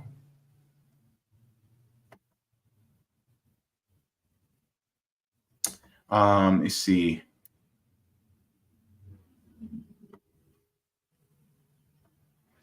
Code Commander says 6 weeks. Jesus. One time at 19, my girlfriend got an abortion at 3 months. Thank God too, because we was on lots of. Oh gosh.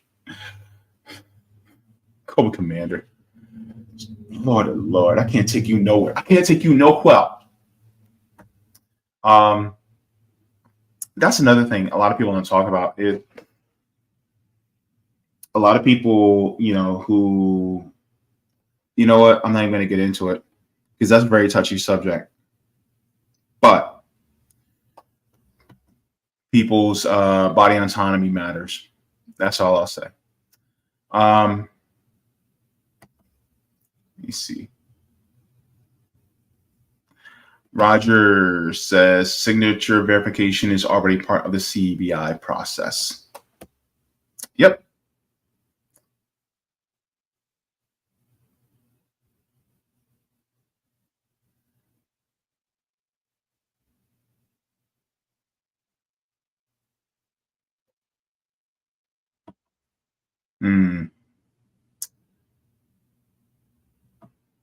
H. Lokil says, Jay, you are a double hater. No Trump or Harris. You know what? I am a hater. I am. I hate people like Kamala Harris and Donald Trump. I hate them both. I hate their policies. I hate their records.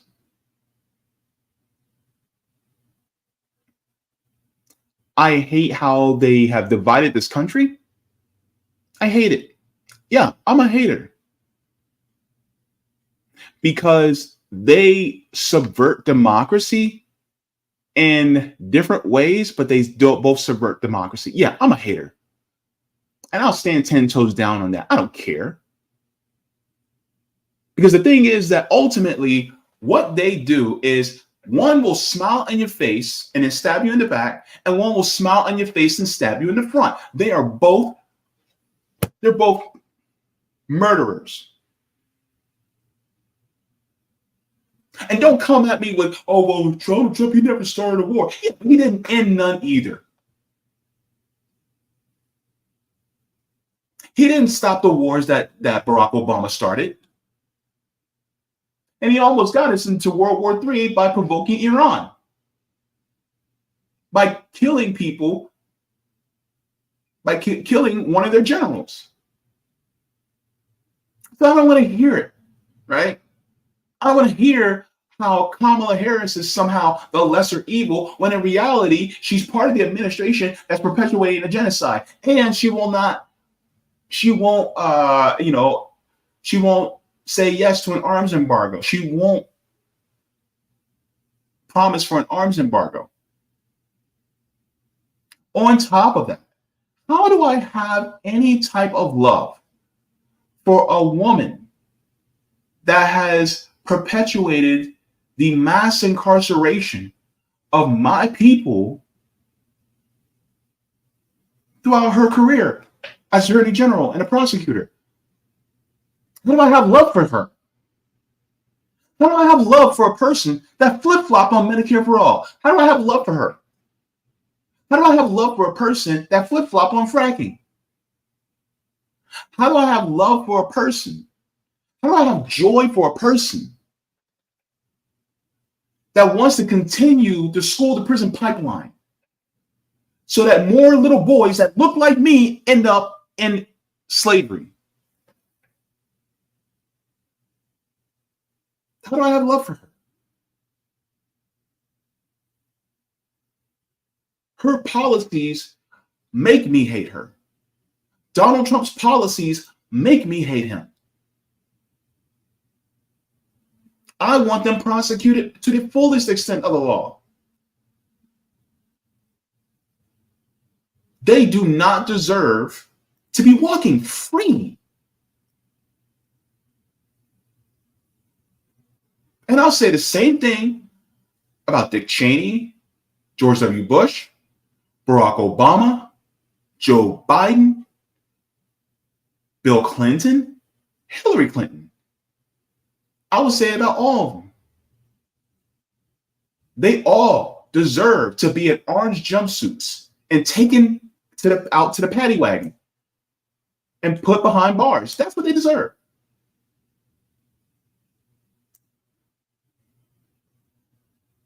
So no, I do hate. Yeah, I'm a hater. I hate fascism.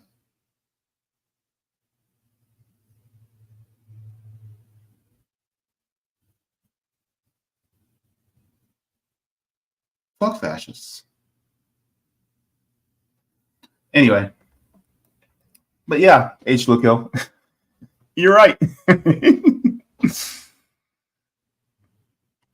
Yeah, Ogre said he tried to start a war when he assassinated Soleimani. Yeah, Qasem Soleimani. He was, Qasem Soleimani was literally fighting against ISIS, and Donald Trump decided to kill him. If the enemy of my enemy is my friend, then what does that mean when Donald Trump killed Qasem Soleimani? Anyone? Think about it. Anywho. All right, so I'm going to go into the next segment because I am late. But yes. All right. So with that being said, we're about to get into Amendment 66666. All right. So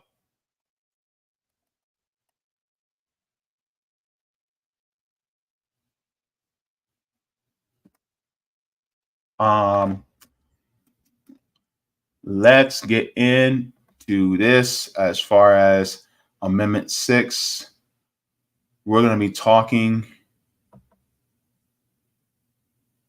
about public financing for statewide campaigns.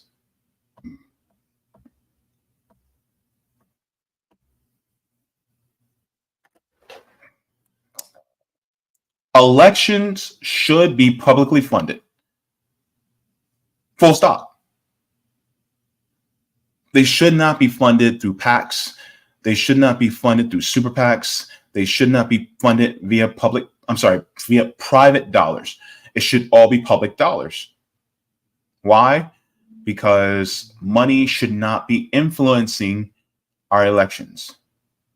It allows for democracy and freedom to reign instead of money and big business interests. Well, that's also on the ballot here in Florida.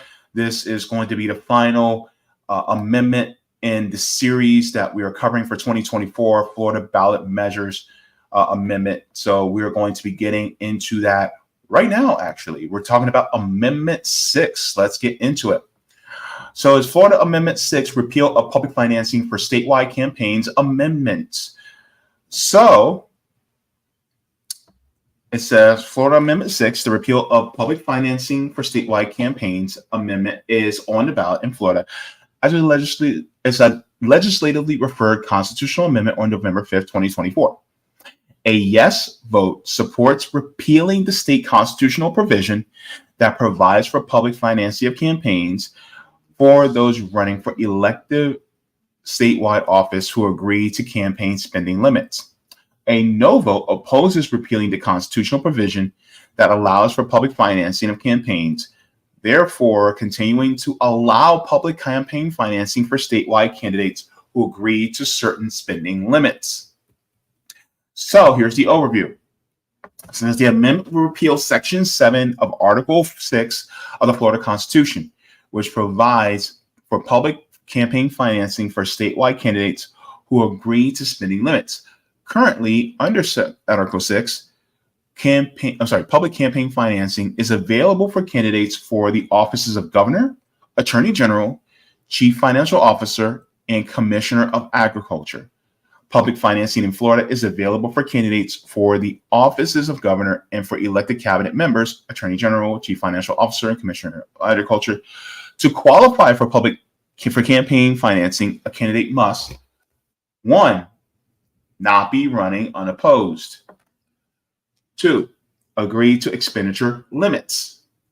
3, raise $150,000 for gubernatorial candidates or $100,000 for cabinet candidates.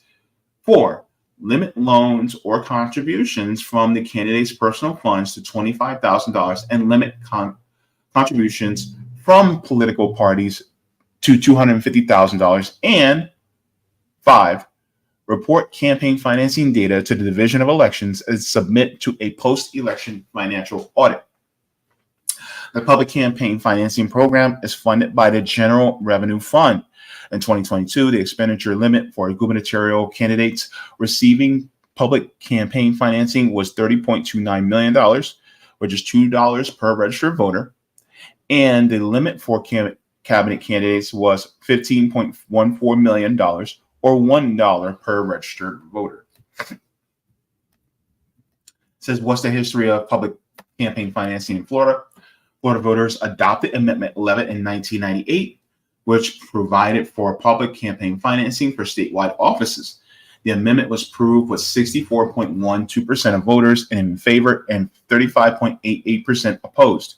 In 2010, the Florida State Legislature referred Amendment 1 to the ballot to repeal the constitutional provision providing for public campaign financing. The amendment received 52.49% of the vote in favor, but was defeated because constitutional amendments in Florida require a 60% supermajority to be adopted. Florida is one of 12 states with a public campaign finance program for candidates running for governor and lieutenant governor. So, the supporters, it says this amendment was passed along partisan lines, Republicans in favor and Democrats opposed. So, Travis Hudson, who's the state senator, says, we're putting it to the voters to make the decision on whether we should spend general revenue funds helping candidates run for office or on other means that could help our constituents.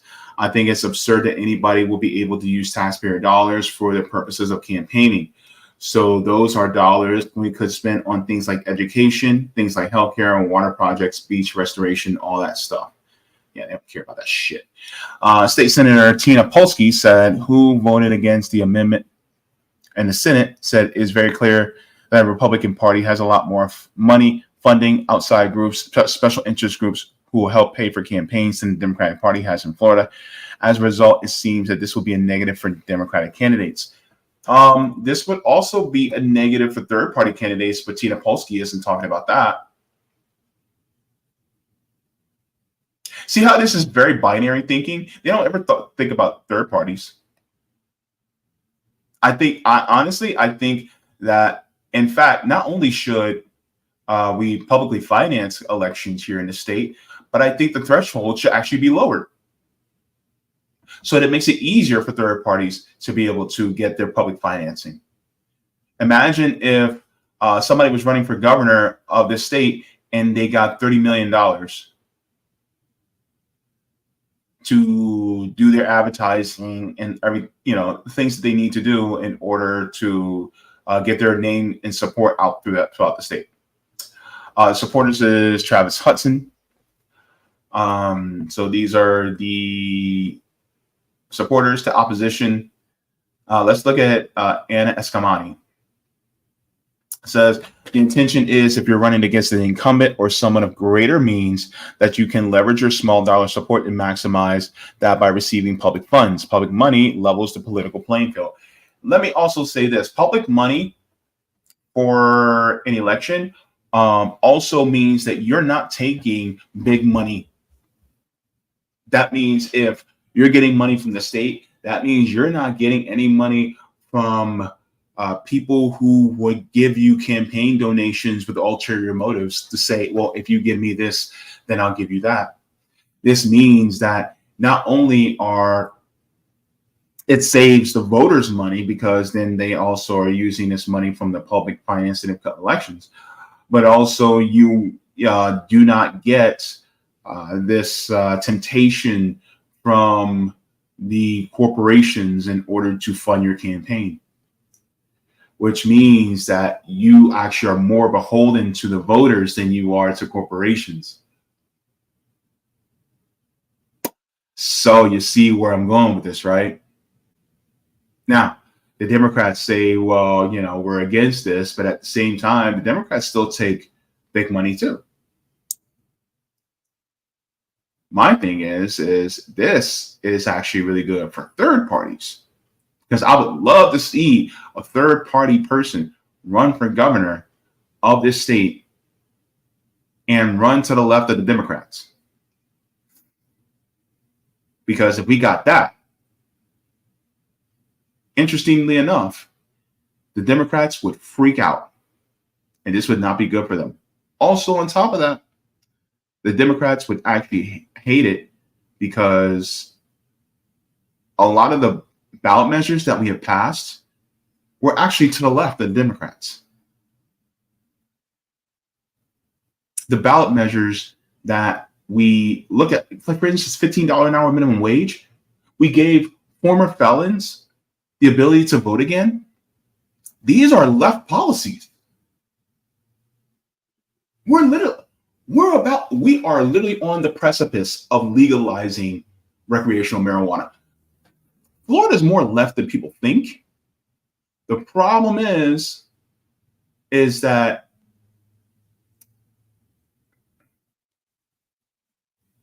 the Democrats basically fail because they're trying to be more like Republicans. So a lot of people just go, well, I might as well just go with the real thing. When in reality, if you put out actual left policies, not candidates, policies, a lot of Floridians, they'll actually go for those policies. You don't think healthcare for all wouldn't be a winning message here in Florida? Oh, baby. Oh, my goodness. Healthcare for all. And also, my idea about a state income tax for anybody making over $250,000 a year. So, yes, Roger also wanted me to clarify this. And yes, this is one idea, is the state income tax for Florida would be, any dollar above $250,000, you get taxed for state income tax. And that would be any dollar above $250,000 in wealth. I'm not talking about income, I'm talking about wealth.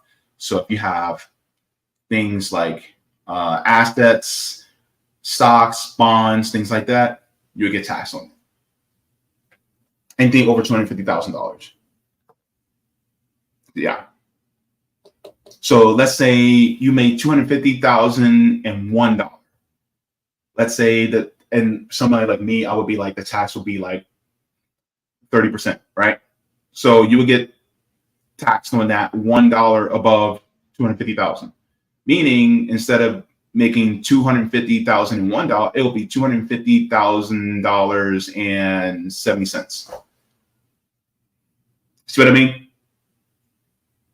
And then every dollar above that, you know, of course, you would make more money off of that.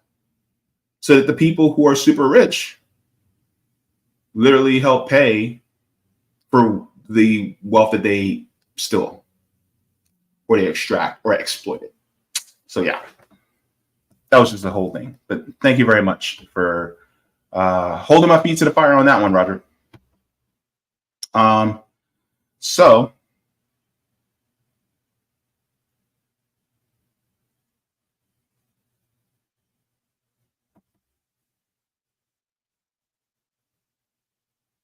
public campaign financing programs in the United States. So Florida's one of 12 states. You have Arizona, Connecticut, Hawaii, Maine, Maryland, Massachusetts, Michigan, Minnesota, New Jersey, Rhode Island, and Vermont. 5 states offer public campaign financing for state legislative offices, which is Arizona, Connecticut, Hawaii, Maine, and Minnesota. 2 states offer campaign finance programs for state Supreme Court candidates in New Mexico and West Virginia. Actually, I think that's a good idea. We also should do it for state Supreme Courts. I think we should do it for circuit courts and appellate courts too. I think we should do public financing for all elections. Hell, we should do public financing for municipal elections too. If you're running for mayor, if you're running for city comptroller, I don't care. You should be publicly financed. I want to get all public money into elections. I want to take all private money out of the election process. So yeah, here it is. So this is pretty much self-explanatory, straightforward. Shout out to Katie Lewis for also sharing this as well. Katie Lewis wrote an article about the ballot initiatives for Florida. So I'll also share this as well. It says proposing to repeal a provision for the state constitution would require public financing for campaigns of candidates for elective statewide office to agree to campaign spending limits. So he says in his note, in his thoughts, he says, though on the surface, the senator frames the reasoning as putting the public's interest first, separating the fundamental benefit of public funds for campaigns from the citizens. However, removing the ability for a working class citizen to acquire much needed funding to fairly run against the likes of an incumbent or wealthy candidate is most definitely not in the public's best interest. The opposition, which includes the Florida League of Women Voters, voices this same opinion. And it says, after the 2010 Supreme Court decision in Citizens United versus FEC, followed by the DC Circuit Court decision with speechnow.org versus FEC, not only are corporations and wealthy individuals able to limitlessly fund political campaigns through super PACs, political action committees, but also donate to said super PACs with no limit. These court decisions essentially tip the scale for political representation in favor of the uber rich. The function of state public campaign funds is to grant members of the proletariat or workers or average people who aspire to represent their fellow workers in government at a more level playing field against big dollar candidates. A vote in opposition to this amendment protects public funds for campaigning. So, with that being said, I'm voting no. No, we need to keep public funding for our statewide elections. And in fact, we should expand it and also be more lenient on our criteria for public financing of elections. That's I think. Because I want the average Joe to be able to run. Let the court of public opinion and let voters decide on who they want. But it should be paid with public dollars in the state of Florida. So, with that being said, I say vote no on Amendment 6. All right. Thank you so very much. Please give the stream a like. Appreciate it very, very much. And let me go to The Rock and then head on out. Well, I'll cover the rest of the chat too. Sorry, guys. Didn't mean to scare you like that. Wait, where'd it go? Where you at? Oh, here we go. All right. Roger, thank you very much for this tip on Rockfin. He says, this repeal is a legislative referred constitutional amendment, meaning it was put forth by the legislator. Of course, they want to go back to being corrupt and not have to be challenged by the grassroots. Floridians, please reject this amendment. Do not let this sneak underneath your nose. Slide right by. Getting 66% of Floridians for ratification to introduce the state income for any dough over $250,000 plus millionaire's tax would be hefty. I say run a statewide poll first. That goes without saying. I mean, that's a very measured suggestion, Roger. I actually do agree. But yes, look, if you are living in Florida and if you care about democracy, look into my eyeball. If you care about democracy in Florida, especially with the ability for average people to run and to be able to represent us, not the big money interests, then you need to vote no on Amendment 6. Keep public financing in our state. Baby, that's actually one of the most important amendments. And that's the one that's going to fly over here. Because Amendment 3 and 4 are famous because, well, one's about marijuana and one's about abortion, and everybody's focused on that.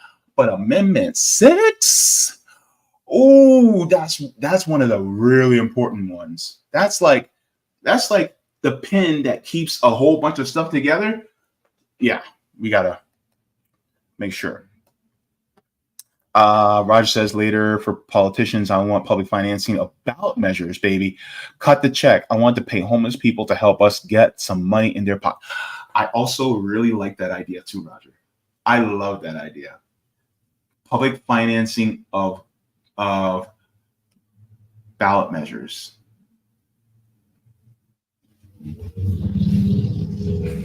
Roger, I need to put up some adoption papers.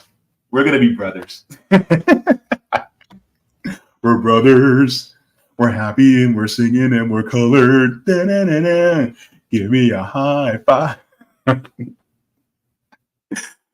Oh, Lord. How y'all deal with me, man? I don't understand. I don't understand how y'all deal with me. Why in the hell do you watch this show? Jeez Louise. Sometimes I annoy myself, but anyway, it's all good, baby. All right, just checked on the Rumble. No Rumble rants, but that's all good. Let's go to, let me see.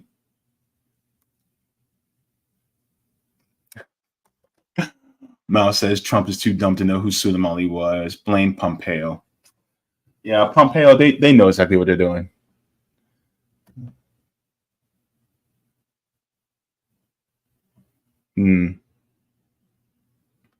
Cobra Commander says, heck, Trump tried to denuclearize DPRK. Now some leftists will say that's a good thing, but a learned leftist knows that's only a deterrent.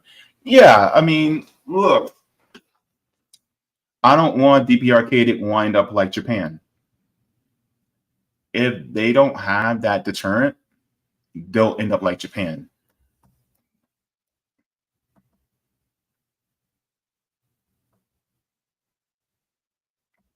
Let's see, H. Lakil, did you get a phone call from the police? No, and I hope to never do. Why do you says even a rickety rocket tends to make the most ardent warmonger think twice? True. Let me see. Ogre says the farm bill legalized cannabis in all 50 states as long as your products say THCA. The A breaks down to THC when heat is applied. Oh, interesting. I did not know that. All right. Okay. Ogre says we watch because we love you. Oh, thank you so much. Love y'all too. You guys are sweet. I appreciate it very much. So I'm going to be heading on out.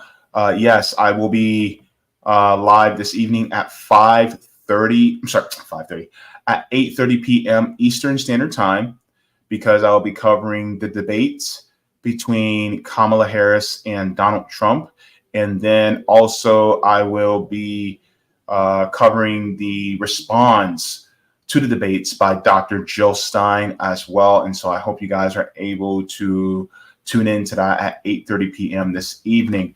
Noah says, JB, you're a true leader of the people. Oh, man. I'm just trying to be a good follower. That's all. But I appreciate it very much. It means a lot. I appreciate it. All right, everybody. So I'm going to head on out. I am actually late. I was supposed to end almost 15 minutes ago, but I wanted to make sure I got through all of that. So thank you very much to everybody for tuning in. Like I always say, water your plants, water yourselves, leave the world better than you found it. You guys know what I always say. Do all the things if you got them, especially if Amendment 3 passes.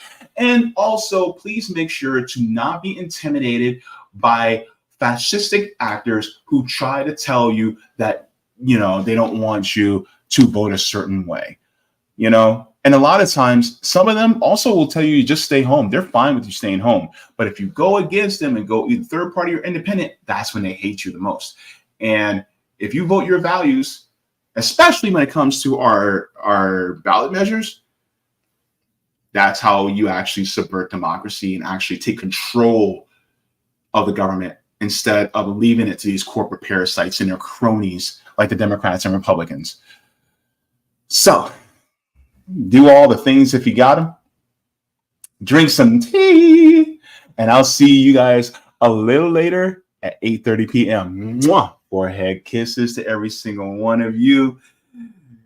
And I love you for watching. You guys have yourself a good one. I'm just going to look at you as I exhale off the screen, looking all good on here. Y'all just make me want to. Thank you so very much for watching my channel. And I deeply appreciate it from the top and bottom of my heart.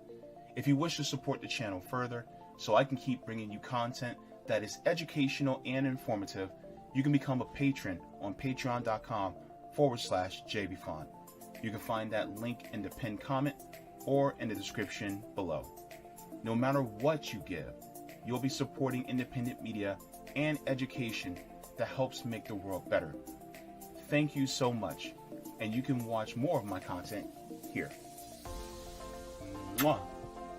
Forehead kisses, and have a beautiful day.